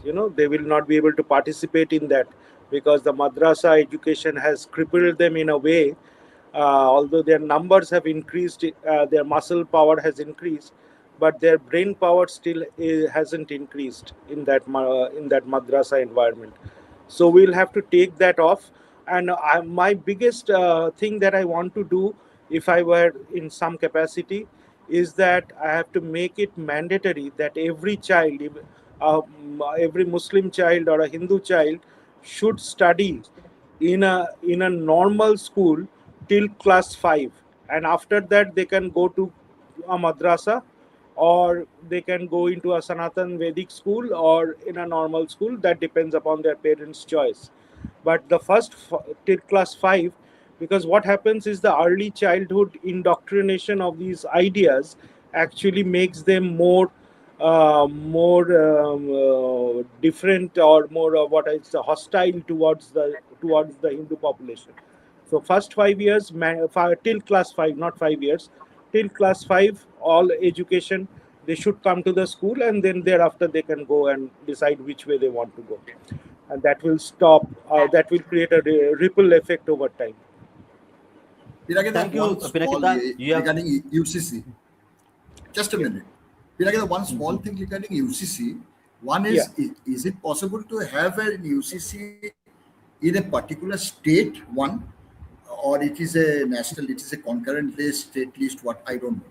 And secondly, when in Bengal we are seeking UCC, how do we reconcile the tribal population? How do we reconcile the Gorkha population into a single UCC? I'm not talking about the Muslims. We Yes, have the Gorkhas also, we have the yes, tribals also. So if you yes. could throw some light on that. You see, as far as I know, this is a state, concurrently state mandated. That, like in Himachal, it was done, and so if it Uttarakhand. can be done, Uttarakhand, sorry, if can be done in Uttarakhand, then obviously it can be done here. So that's the assumption. But you have raised a very important issue on the Gorkha, and how do we reconcile and accommodate them, because maintaining their unique identity is also important from a larger sense of the country. I'll have to really leave. yeah. I'm very sorry. I'm very Mm. sorry, Thank you Dada. so much. And yeah, yeah, yeah. Mm. We'll meet on Thank you. Thank Sunday. you. Thank you. Thank Thank you, you. Thank you. Thanks. Pinakida. Thanks. Thank you. Jai Thank Shri you. Ram. Yeah. Jai Shri Ram. Yes. Jai Shri Ram. Jai Shri Ram. Okay. So now we'll take questions, and then also we will take also your last. Okay, where what happened? Something went wrong. What? Okay. Yeah, it is fine now. Okay. So we will take some questions. Also, we will take. I think let's take from Debuda, a senior citizen. So your first three policy decisions, if and when a BJP government is formed in West Bengal, what they would be? Number one is some clear policy decision on the madrasas. They, this has to be a very clear policy decision. Whether we want to continue with the madrasa, whether we want to have a separate madrasa board, separate madrasa exams, this has to that has to be a clear policy. What are we up to? My expectation would be that everybody should study in a normal school and madrasa should be an alternative. Apart from studying in a school, you can go to the madrasa. But basically, you must be in a public school like any normal child. This is one expectation. And number two expectation is to depoliticize the administration in a clearly policy way. The administration is not a citizens' administration now. It is an outpost of Trinamool Congress. That if the BJP falls into the trap of being in power and controlling the police and sending the police to the TMC people, that would be a very wrong thing to do. This has to stop. This cannot continue in a civilized society. This is number two I am seeking. And number three is this whole lot of hawkers all over the city. There has to be some policy decision regarding this. This cannot be free for all. Wherever you wish, you pay the ruling party dada and sit down with a thela and start selling. This has become too much. All the showrooms, they are losing their people who have invested money, people who are in genuine business, legitimate business, and this has resulted, the GSDP of Bengal and the tax ratio is so abysmally low compared to other states. This is just because of the hawkers. Everybody sitting on the footpath, it not paying one paisa of tax to the government, but they are generating some kind of GSDP because of the landlocked states and the legacy of 140 years of Calcutta being the capital. Even today, you will be surprised. Orissa places like Berampur, Orissa places like Kotok, they come to Calcutta for wholesale garment purchase, ready-made garment of children. So these are all sectors which is not contributing anything to the government exchequer. So the tax to GSDP ratio is abysmally low in Bengal. This has to be just like Modi ji has brought in GST and formalized a whole lot of sector who are now within the bank folds because of UPI payment and GST. Likewise, we need to have a hawker policy. You see, at the end of the day, these hawkers are trying to make an honest living. Let's be frank about it. So the government should facilitate such honest citizens who are working hard to earn their living. But it cannot be a free for all. It cannot be a hindrance to citizens' comfort. It cannot occupy the footpath as the way they want. So these are the three things which need to be done in Bengal at this moment. One question to you, which was asked by Neon, but Neon, your question is FIR territory, so I don't want to be in Yes, sir. police custody. So Neon asked a question. I will rephrase the question so that it becomes safe. So Neon is asking, societies like, let's say, Netherlands, France, or even Britain is becoming Islamicized in so many ways. Uh, Devda, you are there? Devda, you have frozen. Devda, are you able to hear me? No, I think Devda again has lost connection. Okay, so I will ask this question to Bijeet Da. Bijeet Da. Sure, sure. So Mhm. Neon has asked a question that can we use policies like UCC and other methods, constitutional methods, to actually I think Devuda has joined again. Let me remove this one. Yeah, Devuda, you can hear. Can you hear us? Yeah, yeah. Okay, Yes, so yes. Neon was asking a question that can we use UCC and other constitutional policy methods to actually de-radicalize the Islamic communities so that they become integrated rather than becoming a problem like we see in Britain, where we have rape gangs There are roaming around. only two ways that we can integrate this Muslim community. Mm. One is strict administrative action for all things illegal. You just can't have discussion with people who are throwing stones at the trains. So the administrative action has to be very strict, and you have to call in the sane people of the society and tell them that you better reform yourself. Nobody from outside can reform a society. Our Hindu society has always been reformed by people from inside the society. It is not outsiders who had come to the Hindu society and reformed us. So any reform of the society or bringing them into mainstream has to be organic, has to be within the community. Will that happen? I am not hopeful at all. Okay, Bijitda, what do you think that can we use tools, policy decisions to actually de-radicalize the society and make it like people who can coexist with us? Right, right. I mean, as I said, like I strongly believe that we, if with proper schemes and the rule of law, we can actually reverse the situation. I strongly believe that. Um, and along with that, obviously, I mean, the school curriculum, bringing more jobs. These are obviously some auxiliary things that we can do. Other than that, so and it is largely connected to the see. West Bengal is a very special place in also in the sense that West Bengal maintain a kind of feudalistic structure, and you know what is my this perpetual complaint, right? That we have only one city which is of such a big scale, and the narrative that grows out of that city, it actually over dominates the narrative of the whole of Bengal. So the people from that city controls the newspaper, the news media, cinema, culture, songs, everything, right? So first of all, I mean, I really think we should focus on developing other cities like Durgapur. You know, Durgapur and Chandigarh, they were actually they started, they were born in the same time, right? Now see, where is Chandigarh and where is Durgapur? Other than Durgapur, you have to develop and redevelop like Siliguri, Raiganj, and all these places. Obviously, maybe Bishnupur, Purulia.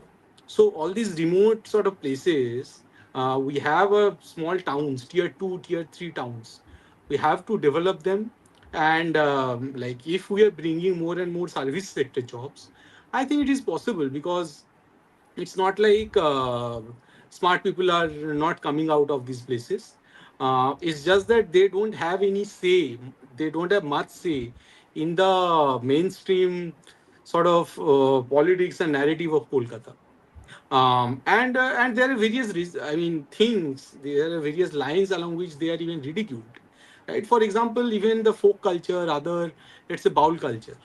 Take this example. I mean, it has not gotten that much representation. Now there are various festivities and all these things which don't get much representation in the mainstream Kolkata sort of narrative, which is borderline Marxist, secular jihadi kind of narrative, right?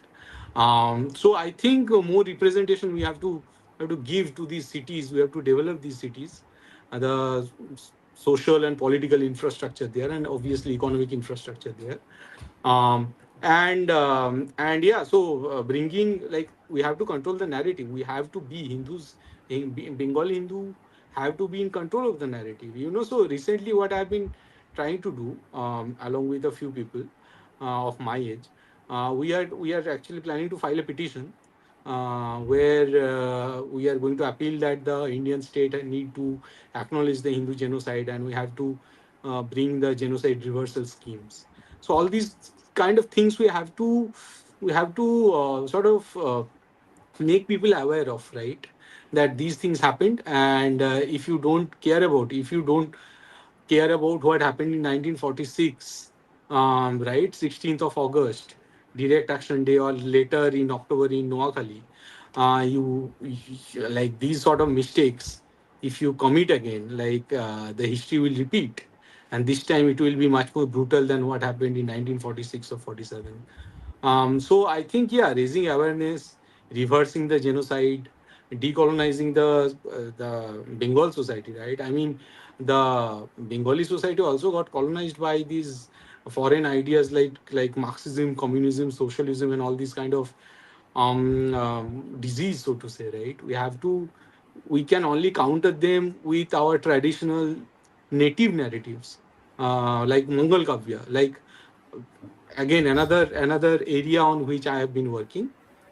Ki the whole darshan outside the mainstream urban Calcutta, and again I'm using the word Calcutta very consciously.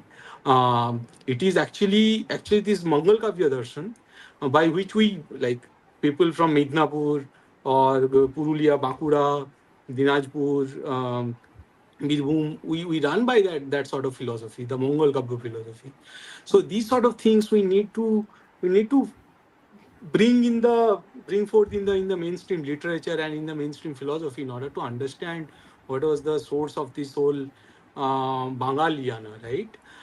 Because as you know, like even in places like Encyclopedia Britannica, they are writing that Bengali community actually were born when Khilji invaded this place. And this is the encyclopedia is writing this kind of narrative, right? The only way we can counter this is through Charyapad, or Mongol Kabbo, and all this sort of philosophy, and by bringing forth our ancient sort of beliefs that were there, right? And there are ample literature, ample research that went on in this area in the 1950s, 60s, 70s. I know a lot of people who has worked on along this line, right? Worked on these topics of local native Bengali culture. So I would like to see more research in these areas, and more talk about these sort of darshan, culture, baulgan in the mainstream Bengali narrative. This is one way to proceed, actually, to counter the Islamization of Bengal. Okay, so yeah. Mhm. One thing, the de-radicalization of the society, I would like to just add the financial aspect of it. Right, Radicalization has become very remunerative these days, if you know what I mean. right, People who are into this radicalized business, they're getting huge money. You cannot take away a person, a poor person, from that kind of money. You see, whenever somebody is caught in a bomb blast or anything, what kind of money there's that is coming into this bank account, and what through banking channels. So that is a huge problem for de-radicalizing these people who are into this business. Money is a big motivator. All all religious things is there. And secondly, what Bijit was saying, it's all good to hear, bringing in good schemes, giving them jobs and all. But all these have not solved their problem in America. The best of educated has gone and blown away No, no, I'm the not world trade expecting center. that. I'm not expecting that uneducated peaceful will do some great service job. I'm not expecting it from them at all. But so No, I'm on that line, what I'm no, Bijita, what I'm trying to say is you cannot de-radicalize this society through good education or anything. The more right? they are educated, they are becoming more sophisticated in terrorism. Agreed. That's I all. agree with this. I That's all. agree with this. You Like talking about our camp, let's say Joy Goswami, right? You see the huh. tendency of these intellectuals, Kolkata intellectuals. They don't talk that much about the Islamic radicalization within Bengal, West Bengal specifically, because they know they have a market back in Bangladesh. The moment a Sunil Gangopadhyay or a Joy Goswami or a Srijato talk about the radicalization problem in West Bengal, the Bangladeshi people will stop buying their book, their But they're literature. shit scared also. They're shit scared of the Muslim community also. which Yeah, they yeah, show off as a but I secularist. think mainly it is economy driven because the way they talk about আমি এই উৎসবে গিয়েছিলাম বইমেলায় এত ইয়ে দেখে মুগ্ধ হয়ে গেলাম আমি মানে the way they talk and the way they present their case it is very evident they are zimmi in their mind. Yes, so they are afraid and they are economic zimmi as well কি ওদের কিনে রেখে দিয়েছে সেই জন্য ওদের Right. মুখটা খুলছে না. Yeah, right. Yeah, Okay, Bhupendra, any so more question? yeah. So one question, two. I'll club the question. So Boishalidi has asked this question. So let me before I let Debuda go. So Boishalidi is asking why we need a waqf, why we need a madrasa board, and third question was how a family of 6, 7, 8 can feed themselves. Like club everything into one. Now, should I answer? Yeah. Go ahead. Go ahead. Yeah. One is the Waqf Act. You see, Hmm. Waqf is what? Whatever I am giving in the name of Allah. It's a voluntary act on the behalf of the property owner. Now, what are we seeing under Waqf Act? They are just grabbing lands and declaring this has become. So the Waqf Act is not the problem. The problem is doing whatever you like in the name of Waqf Act. So I Act can will be there. Who? I will I will just interject one part because Huh? why work is a problem. Let me explain. I'll take 1 minute. See, you had a Mughal rule, correct? So you had a Hmm. like in most parts of India, including Central India and North India, you had a Muslim rule, and at that time, a lot of land was confiscated from Hindus and taken over by the state, and that state was Muslim. So, if you're going to allow Waqf as a concept, a lot of that land which was grabbed from Hindus and it became state land, it will be given to some Muslim because it belonged to some Muslim Jamindar and it originally belonged to Hindus. So, there are a few things which needs to be understood that okay, 500 years of 500 years of North India ruled by Mughals does have a lot of issues which manifests in this work act. So No, that's there my is perspective. two part of it. Number Hmm. one is Hmm. uh, let us not blame the Mughals for everything because they have Uh, been building. They have Islamic been rule. building. Islamic rule. No, they have been building majars on railway platforms. Are we able to stop it? Have the Mughals done it? They are having majars on the top of a flyover. Are we stopping it? Have the Mughals done it? What are we doing on our part? We are not doing enough. So this is one part. And another is Waqf Act ideally should not be there. But what I am talking about is Waqf Act as per the Act. Why I am talking? Because there's something called salami technique. I don't know whether you are aware of it. In Yeah, every I know. negotiation, Hmm. there's a salami technique. When you grab the whole food, he will not let it go. So you take it piece by piece. At some point of time, he realizes that the whole thing is gone. Right? So Waqf Act, part one should be only as per Waqf Act. And then part two, amendments, and part three, abolition. So this should be slowly done. And before they realize what is happening. Now, this madrasa thing, my idea would be you have to study in a normal school.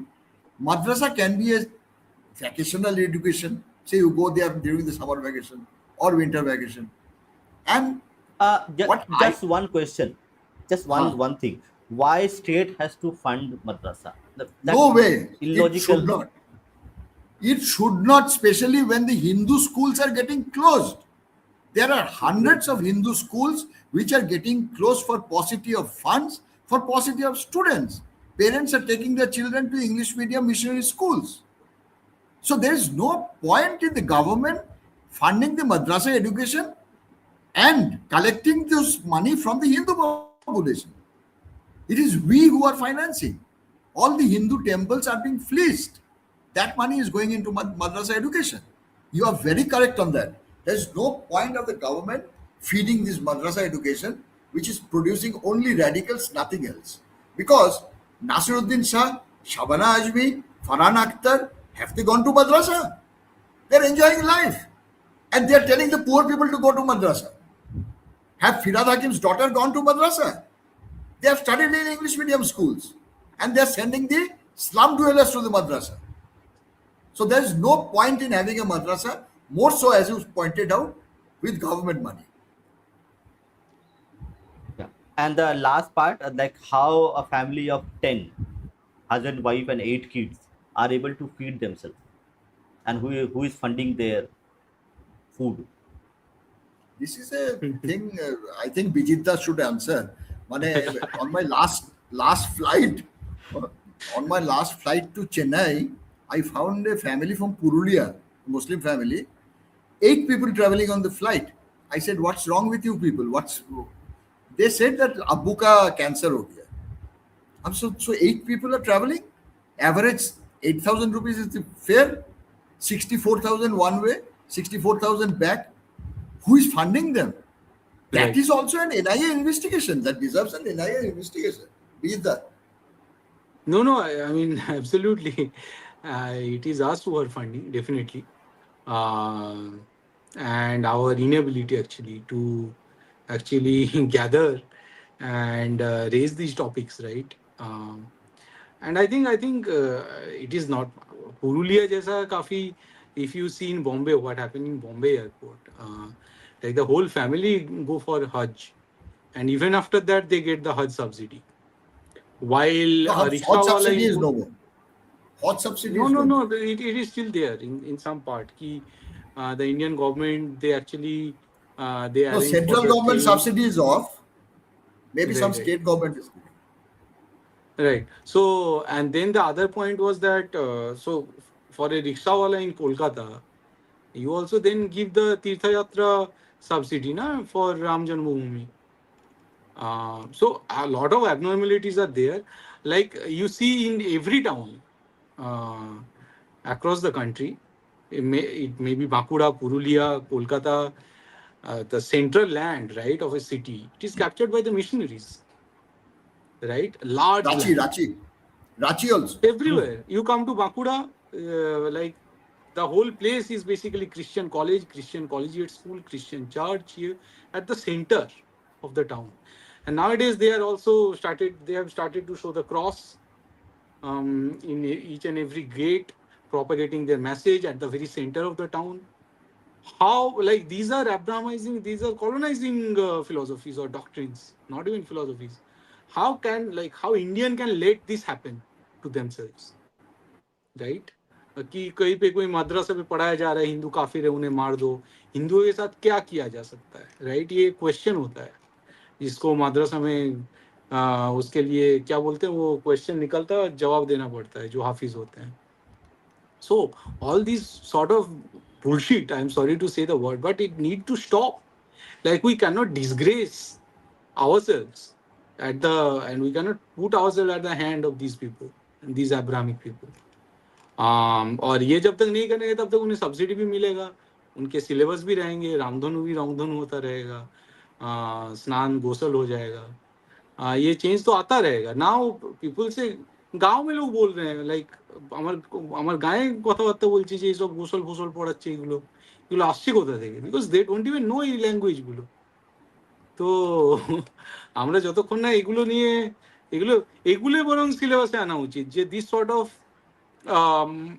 of derangement and distortion of history has happened even in the like the history of syllabus right education how it happened like how it was distorted at the hand of first five central education minister and then especially in Bengal there is a book by so the history of Fadwa I guess or the eminent historian and their lies I think Arun Shori he has mentioned that in 1989 and 1990 how the communist government they actually they came up with circular that actually told that okay these lines कि महमूद गजनी ने हिंदू मंदिर तोड़ा था ये सब किया था these needs to be deleted for the sake of communal harmony now this whole thing is a history in itself that also need to be taught to Bengali so that this sort of mistake we don't do it ever again. I think this all this Okay. is basically happening because of the non-organization or consolidation of the Hindu society as such. Because you see, when the whole society is up to eating biryani all over the state, so this is a societal problem where people are getting drawn to all kinds of wrong things. Alright, is that the only food available in the state of Bengal? Number one. And number two, people are shit scared of Muslims. Let me be very frank. There's nothing called secularism. There's nothing called broad-mindedness or global citizenship. Not a single Bengali intellectual has the guts to speak for Taslima Nasrin, to speak Right. for Salman Rushdie. Not a line. Any in Bengali intellectual, if he can speak, I am ready to fund the to and fro plane fare of Exactly. Taslima Nasrin. You bring her. You bring her to Calcutta. Let her speak. Right. Nobody Exactly. has the right. Nobody has the guts to bring them. And the secondly, such a global event when Salman Rushdie was attacked, he lost an eye. He's a brilliant writer. Not one Bengali writer had the guts to utter a word. So these are spineless intellectuals. These are bootlicking intellectuals. They have no Right. value. Nobody listens to them.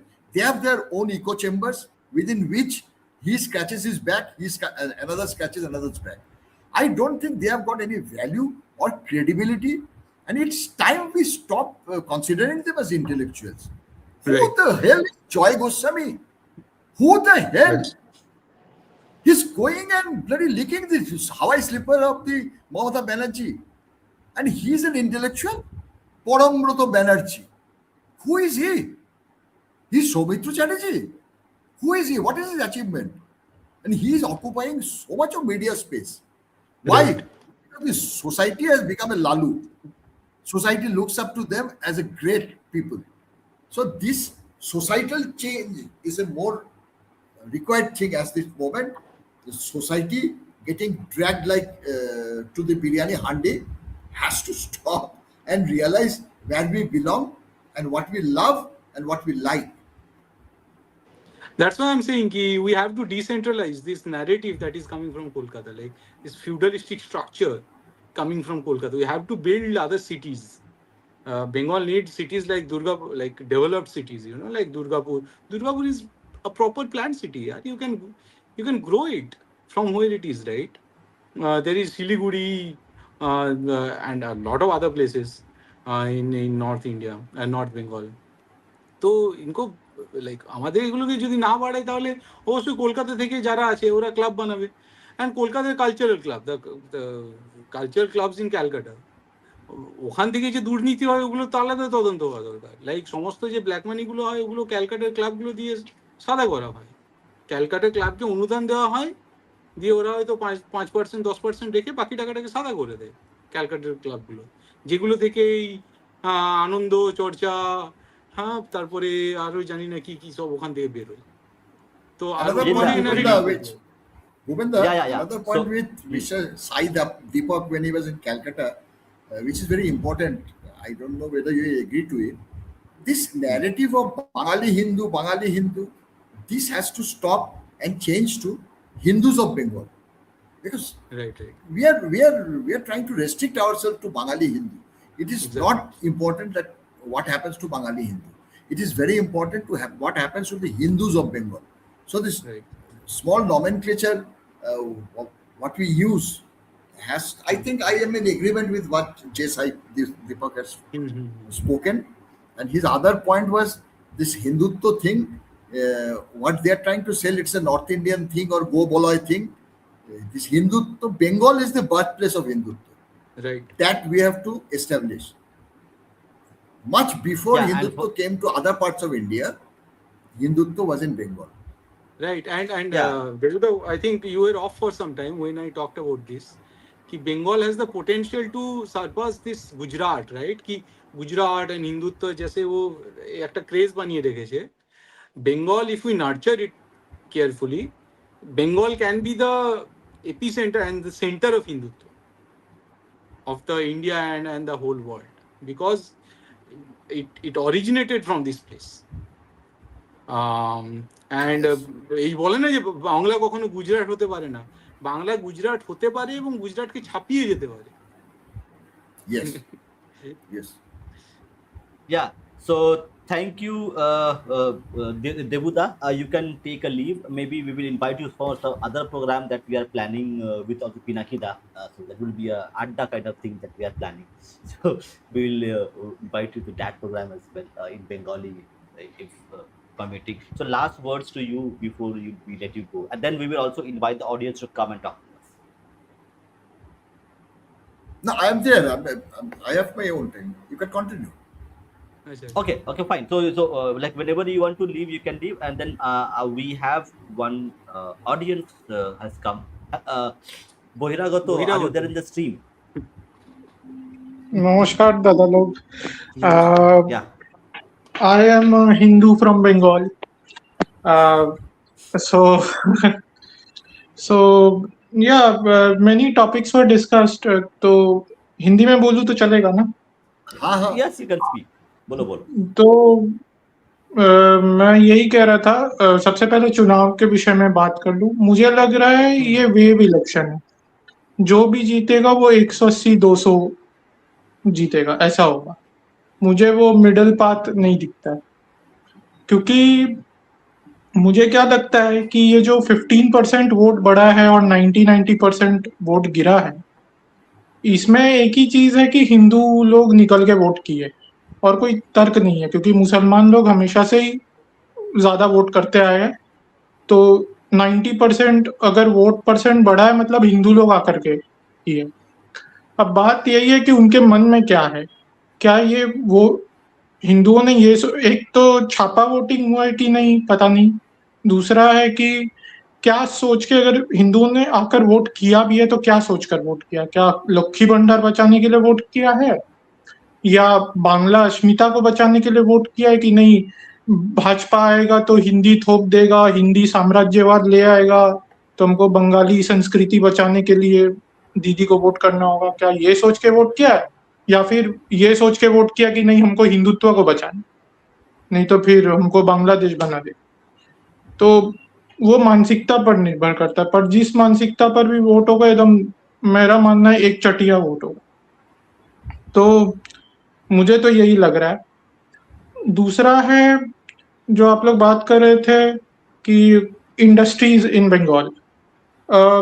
मैं कभी भी इसमें तो मैं व्यक्तिगत रूप से नहीं मानता हूं कि हमें डायरेक्टली सर्विसेज के लिए जाना चाहिए. Manufacturing is very important. It's fundamental to economic growth, और फिर वो धीरे धीरे आप वैल्यू चेन में ऊपर जाते हैं. मैं बोलता हूं कि अगर इंडस्ट्रियलाइजेशन से पोल्यूशन बढ़ेगा तो आप ये सब पर कम ध्यान दीजिए. जैसे कार की फैक्ट्रीज, बाइक की फैक्ट्रीज, इन सब पर कम ध्यान दे करके जो एग्रीकल्चर से जुड़े हुए इंडस्ट्रीज है, जैसे फूड प्रोसेसिंग, जैसे टमाटर से उसका सॉस बनाना, या कॉन्ट्रैक्ट फार्मिंग को बढ़ावा दे करके कुछ हाई वैल्यू बनाना. जैसे आलू उग रहा है तो उसका चिप्स बनाना, चिप्स बना के बेचना. केला बन रहा है तो उसका चिप्स बना के बेचना. वो सब इंडस्ट्री से शुरू कर सकते. जूट मिल्स दोबारा से खड़ा करने का सोचता है. फिर धीरे धीरे we go up the value chain, और साइड ही साइड हम लोग सर्विसेज इंडस्ट्री जैसे आईटी सेक्टर को लाने की चेष्टा कर सकते हैं, क्योंकि कोलकाता में वो टैलेंट है भी. मिल जाएंगे लोग. Hospital, hotel. हाँ, वो तो है. I agree. हॉस्पिटल वगैरह में तो चाहिए भी, एंड दैट इज ग्रेट. जैसे केरला का हेल्थ केयर को बहुत अच्छा माना जाता है, दो केरला का कोई ऐसा अपना इंडस्ट्री बहुत बड़ा है नहीं. वैसे हम लोग बंगाल को भी खड़ा कर सकते. And we have a lot of educated people here. तो वो हो सकता है. तीसरा है जो रेडिकलाइजेशन का प्रॉब्लम था. पहली बात तो मुझे लगता है किसी भी आइडियोलॉजी को अगर आपको टारगेट करना है तो सबसे पहले उसके एलीट को टारगेट करो, जो उस विचारधारा को सबसे ज्यादा लोगों तक पहुंचाते हैं. अब आप समझ लीजिए मैं किस एलीट की बात कर रहा हूँ. उनकी फंडिंग को चोक करो. सबसे बड़ी बात ये जो स्टेट से इनको पेट्रोनेज मिलता है, कि माइनॉरिटी कमीशन है, माइनॉरिटी मिनिस्ट्री है, ये सब बंद करो। ये मिनिस्ट्री नहीं होने चाहिए, ये कमीशन हटाओ, इसमें एक पैसा फंड नहीं जाना चाहिए हमारा टैक्स पेयर का। बोलो ये सब बंद करो, तुम हज के लिए मदरसों मस्जिदों को एक पैसा नहीं दे सकते। ये कहीं ना कहीं हम सबको बाहर निकल के बोलना पड़ेगा कि सेक्युलर देश में आप माइनॉरिटी के नाम पे एक पैसा नहीं देंगे। खाली बंगाल लेवल पर नहीं, पर ये हमारा डिमांड नेशनल लेवल पर होना चाहिए। फिर फॉरेन फंडिंग इनका रोको, जहां से इनका फॉरेन फंडिंग आ रहा है उसको एकदम कट करो, ये एक है। फिर तीसरा है कि जो वायलेंट स्पीच दे इनके जो भी चलाते संस्थाओं को, सबको उठा उठा के डालो अंदर jail. No compromise with law and order. ये नहीं कि अरे इतने लोग इनको मानते हैं तो इनको छोड़ दो। वो कोविड के समय मौलाना के सामने एकदम पैर पड़ गए थे, वो मौलाना भड़का रहा है लोगों को लॉस तोड़ने के लिए, उसके सामने पैर पे गिर गए, रिक्वेस्ट करने चले गए। ये सब नहीं चले। जो लॉ तोड़ रहा है, कोई भी पद प्रतिष्ठा हो उसकी, उसको आप अंदर डालो, और कोई उपाय नहीं है। और एक बात है कि हिंदूज का एक बहुत बड़ा डिसएडवांटेज है कि we don't have the freedom to set up institution. एक तो हमारे मंदिर इन्होंने हड़प रखे हैं, दूसरा है आरटी ला करके जितने उसके बाद स्कूल बंद हुए हैं हिंदुओं के, कभी इससे पहले बंद नहीं हुए। आरटी में जो वो ऑब्लिगेशन थोपा है मेजॉरिटी स्कूल में कि 25% आपको इकोनॉमिकली बैकवर्ड लोगों को शिक्षा देने पड़ेगी बिना उनसे फीस लिए, उससे क्या हुआ है कि इतना बोझ पड़ा हिंदू स्कूल्स पर कि वो बंद होने लगे। और अभी जो थोड़े बहुत हिंदू स्कूल बचे हैं वो इतना ज्यादा फीस चार्ज कर रहे हैं क्योंकि उनको चलाने के लिए जो बच्चे कुछ स्टूडेंट्स हैं उनसे फीस चार्ज करना पड़ेगा, नहीं तो फिर उनका चलेगा नहीं। तो इतना ज्यादा फीस देख करके पेरेंट्स नहीं भेजते उन स्कूलों में, वो उल्टा भेजते मिशनरी स्कूलों में, जहाँ पर एक तो उनको बाहर से फंडिंग मिलती है, गवर्नमेंट से भी माइनॉरिटी के नाम पर फंडिंग मिल जाती है, ऊपर से आरटीई का कोई ऑब्लिगेशन भी नहीं। ये सब है।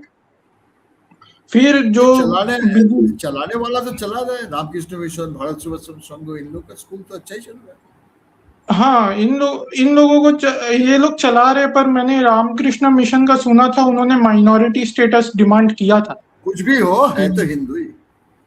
हाँ, है हिंदू, पर वो माइनॉरिटी स्टेटस डिमांड करे, ये बहुत बड़ी बात है। नहीं, आप किस लिए किया था उसको पूरा जानिए, आधा मत जानिए।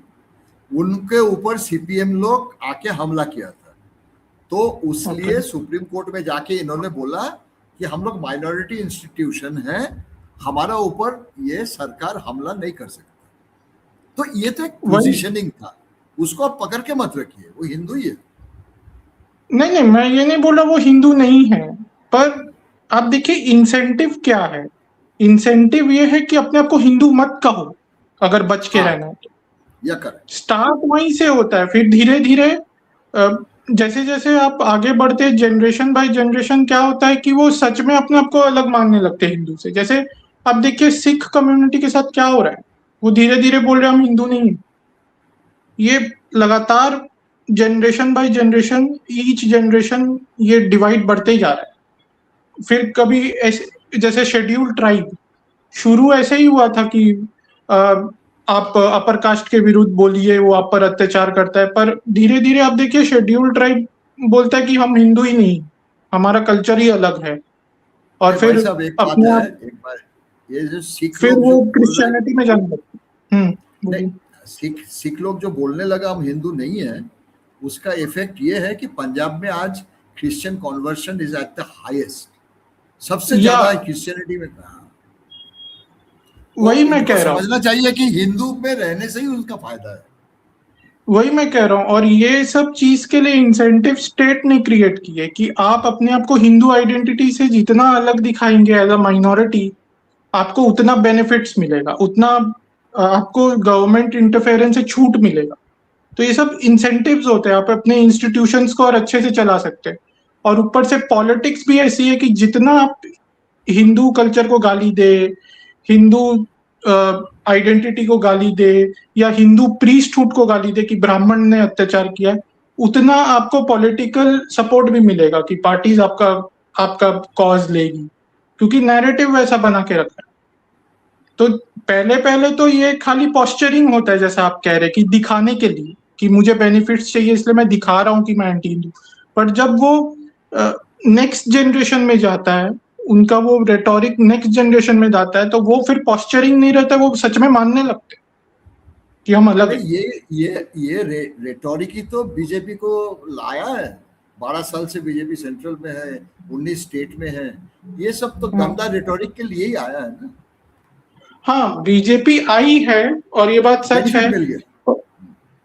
पर वो अगर बीजेपी जो हिंदू हिंदू समाज को जोड़ने के लिए अगर इसको पॉलिसी लेवल पर इम्प्लीमेंट नहीं करती है, जैसे वो हिंदू इंस्टीट्यूशंस नहीं बनाती है जहां पर हमारा हिस्ट्री पढ़ाया जाए, जहां पर जैसे मान लीजिए एक मंदिर है, उसको फंड्स आ रहे, वो मंदिर फिर एजुकेशन इंस्टीट्यूशंस खोलेगा, जैसे यूनिवर्सिटी खोलेगा, वो हॉस्पिटल खोलेगा, वो Okay, लॉयर का कोई फर्म खोलेगा। wait, अब wait, क्या wait, wait, है? wait. Boiragato, wait. I think you are seeing a change because Andhra Pradesh government is going to build 5,000 Tirupati temples in the region. So you are seeing now a bit of a overturned window moving into the where Hindus will not as hostility as it was there previously. So you are And seeing Mamata a Yeah, Banerjee policy also change. forced to make a Jagannath temple. See, Mamata yeah, Banerjee and Andhra Pradesh and CBN are two different entities. So I would not like to compare both of them. No, no, I'm talking ki there she has been forced to go there. Yeah, exactly. So the overturn window is moving. So any policy decision cannot happen overnight. That is the how policies work. So Now, see, I the feel yeah, minority ministry. Hmm, hmm, Bhupendra मेरे को लगता है कि देखो, hmm. ये government का काम नहीं है मंदिर बनाना। गवर्नमेंट फैसिलिटेट करेगा, लेकिन हिंदू समाज को अपने आप को इकट्ठा बनाना करना है और इसके लिए माहौल तैयार करना। That is my feeling.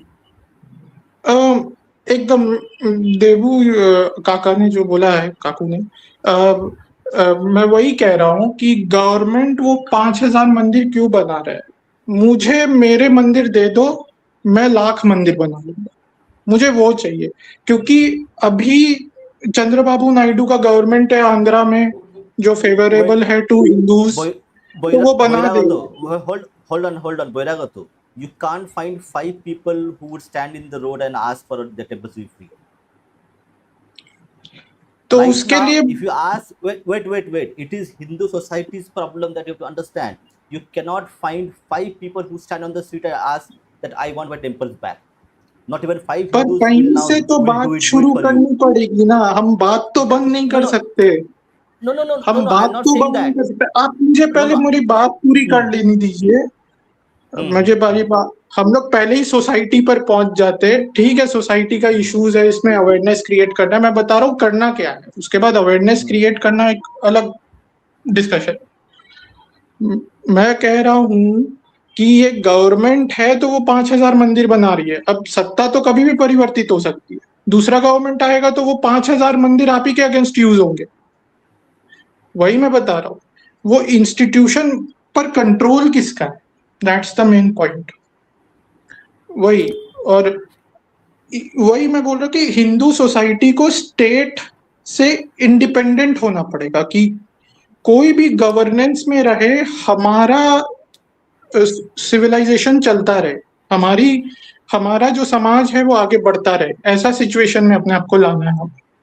पर उसके लिए तो सबसे पहले हिंदू सोसाइटी में ये सोशलिज्म का जो भूत सवार है उसको तोड़ना पड़ेगा, कि सरकार ये कर दे, सरकार वो कर दे, सरकार मुझे ये दे दे। हिंदू समाज को बोलना होगा कि भाई सरकार जीवन से निकलो, तुम हमको अपने अनुसार जीने दो। सबसे पहले तो वो माइंड तैयार करना पड़ेगा। और वो मुझे नहीं लगता कि कोई भी पार्टी उसके लिए तैयार है। Every party wants to have some level of control over Hindu society, क्योंकि Hindu is the milch cow. ये मेहनत करता है, कमाई करता है, टैक्स भी देगा और अत्याचार भी झेल लेगा चुपचाप। तो ये लड़ाई तो हमें ही लड़नी पड़ेगी। हम लोग जब भी बोलते हैं कि गवर्नमेंट तो हमें फ्रीडम नहीं दे सकता, तो हमें उसके अगेंस्ट खड़ा रहना पड़ेगा, वही बात है। और जो ये बोला गया यूसीसी के बारे में, मैं ये भी एक पॉइंट जोड़ देता हूँ कि एक तो यूसीसी इम्पोर्टेंट है। उसका कारण देखिए ये है कि क्यों मुस्लिम्स अपने पॉपुलेशन को बढ़ा पाते हैं। उसमें बहुत बड़ा कारण है कि मुस्लिम विमेन को वो फ्रीडम और एम्पावरमेंट नहीं दिया गया है जो हिंदू विमेन के लिए किया गया है। तो सबसे पहले तो चार शादी इसीलिए हटाना चाहिए कि मुस्लिम विमेन खुद को एम्पावर्ड महसूस करे। सबसे पहली बात, वो साइकी में चेंज आता है। दूसरा है कि अगर आप चार शादी करने देते हो मुस्लिम पुरुष को, तो क्या होता है कि एक पुरुष चार महिला से शादी किया तो तीन पुरुष अविवाहित रह गए। वो तीन पुरुष कहाँ जाएगा? वो क्राइम करेगा, वो हिंदू लड़कियों का पीछा करेगा, ठीक है। तो ये सब भी बहुत होता है, तो इसीलिए भी बहुत जरूरी है कि ये पॉलीगैमी तो खत्म हो, इसमें कोई डाउट नहीं है। दूसरा है कि मुस्लिम वुमेन को जब प्रॉपर्टी राइट्स मिलेगा, जब राइट्स मिलेगा कि वो मेंटेनेंस मांग सकती है और ये सब, तो वो आप देखेंगे कि पहले पहले तो मुस्लिम वुमेन का भी ब्रेन वॉशिंग हुआ है, पर धीरे धीरे कुछ महिला अपने अधिकार मांगना शुरू करेगी और धीरे धीरे वो समाज में फैलता जाएगा। क्यों? ज्यादा से ज्यादा अधिकार मांगना शुरू करेगी। वो बोलेगी मैं इतने बच्चे पैदा नहीं कर सकती, मुझे एजुकेट करना है, अपनी बेटियों को एजुकेट करना है। वो मैं चाहती हूँ उसका करियर हो, वो खाली बच्चा पैदा करते रह जाए 10-10 में नहीं चाहती। वो धीरे धीरे चेंज आता है, पर वो आपको मुस्लिम सोसाइटी को मॉडर्नाइज करना होगा। और कहीं ना Actually, कहीं जो I don't इनका जो I don't Mulla agree. Capture है, इनका जो As a, मुल्ला okay, कैप्चर है, वो तोड़ना Okay, पड़ेगा। okay, we are out of time. नहीं, So एक छोटा last একটা words. ছোট हाँ, भूपेंद्र, बोलो बोलो बोलो बोलो। regarding empowering of the women, Modi hmm, government had taken away the Teen Talak bill and thinking that the women empowerment is happening. And within 1 year, this whole women community in a Borka sat for the Shabag or whatever, that blockade against CA. So these people will never be divided. When they have to oppose the government, when they have to oppose the Hindu society, they are always united. Empowerment से कोई मतलब ही नहीं है. हाँ बोलो. Okay, yeah. So we are out of time. I have to go to office tomorrow, Okay. unfortunately. Yeah. Okay. So yeah. So last words to all of you, starting with Bijita, and then yeah, Bijita. No, so I think let's see. I mean, the result will be out on 4th. Hmm. And then we'll get to know. I mean, all these things we are discussing, maybe they are not, we are thinking ahead, right? Hmm. Fourth, fourth को फिर I think we should reconvene and then discuss these things again. Maybe again will be Yeah. if the history Fourth repeats. is fourth is Monday. Monday, right. I'm not sure. Yeah, I'm not sure. Maybe I'll go home. I can go. I may go home, but if I'm here, we should all reconvene and then discuss it again. Take it from here. We'll have Debuda and Pinakida also there. Yes. Please. I Please. wish Bijita is at home with his aloo posto in Bakula. Yes. Yes. Okay, No, okay. So Debuda. fourth is definitely going to be good news in the sense all the exit polls that are coming in, barring one, all are giving BJP a victory. The margin and all, as far as Bengal elections are concerned, what we have seen two changes in my lifetime. One is 1977, the another is 2011. In both the changes, the victorious side had a landslide victory. Bengal voters don't stand midway. That's my feeling. So if BJP is winning, it is winning with 190 to 200 seats, or else BJP is losing, remaining Right. within 100. That is my estimate. And maybe if BJP is winning with আচ্ছা এটা 200 পড়ে seats, খাচ্ছে দেখা যাচ্ছে if BJP is winning with 200 seats, maybe CPM might crawl in as a second party. and TMC totally washed out. Okay, Bohiragato, last word to you. Yeah. Yes, Um, yes. I mean, she was indeed eating aloo posta actually. so my last words is that uh, we should keep trying. जहाँ तक reform का सवाल है Muslim society का, give them the options to reform.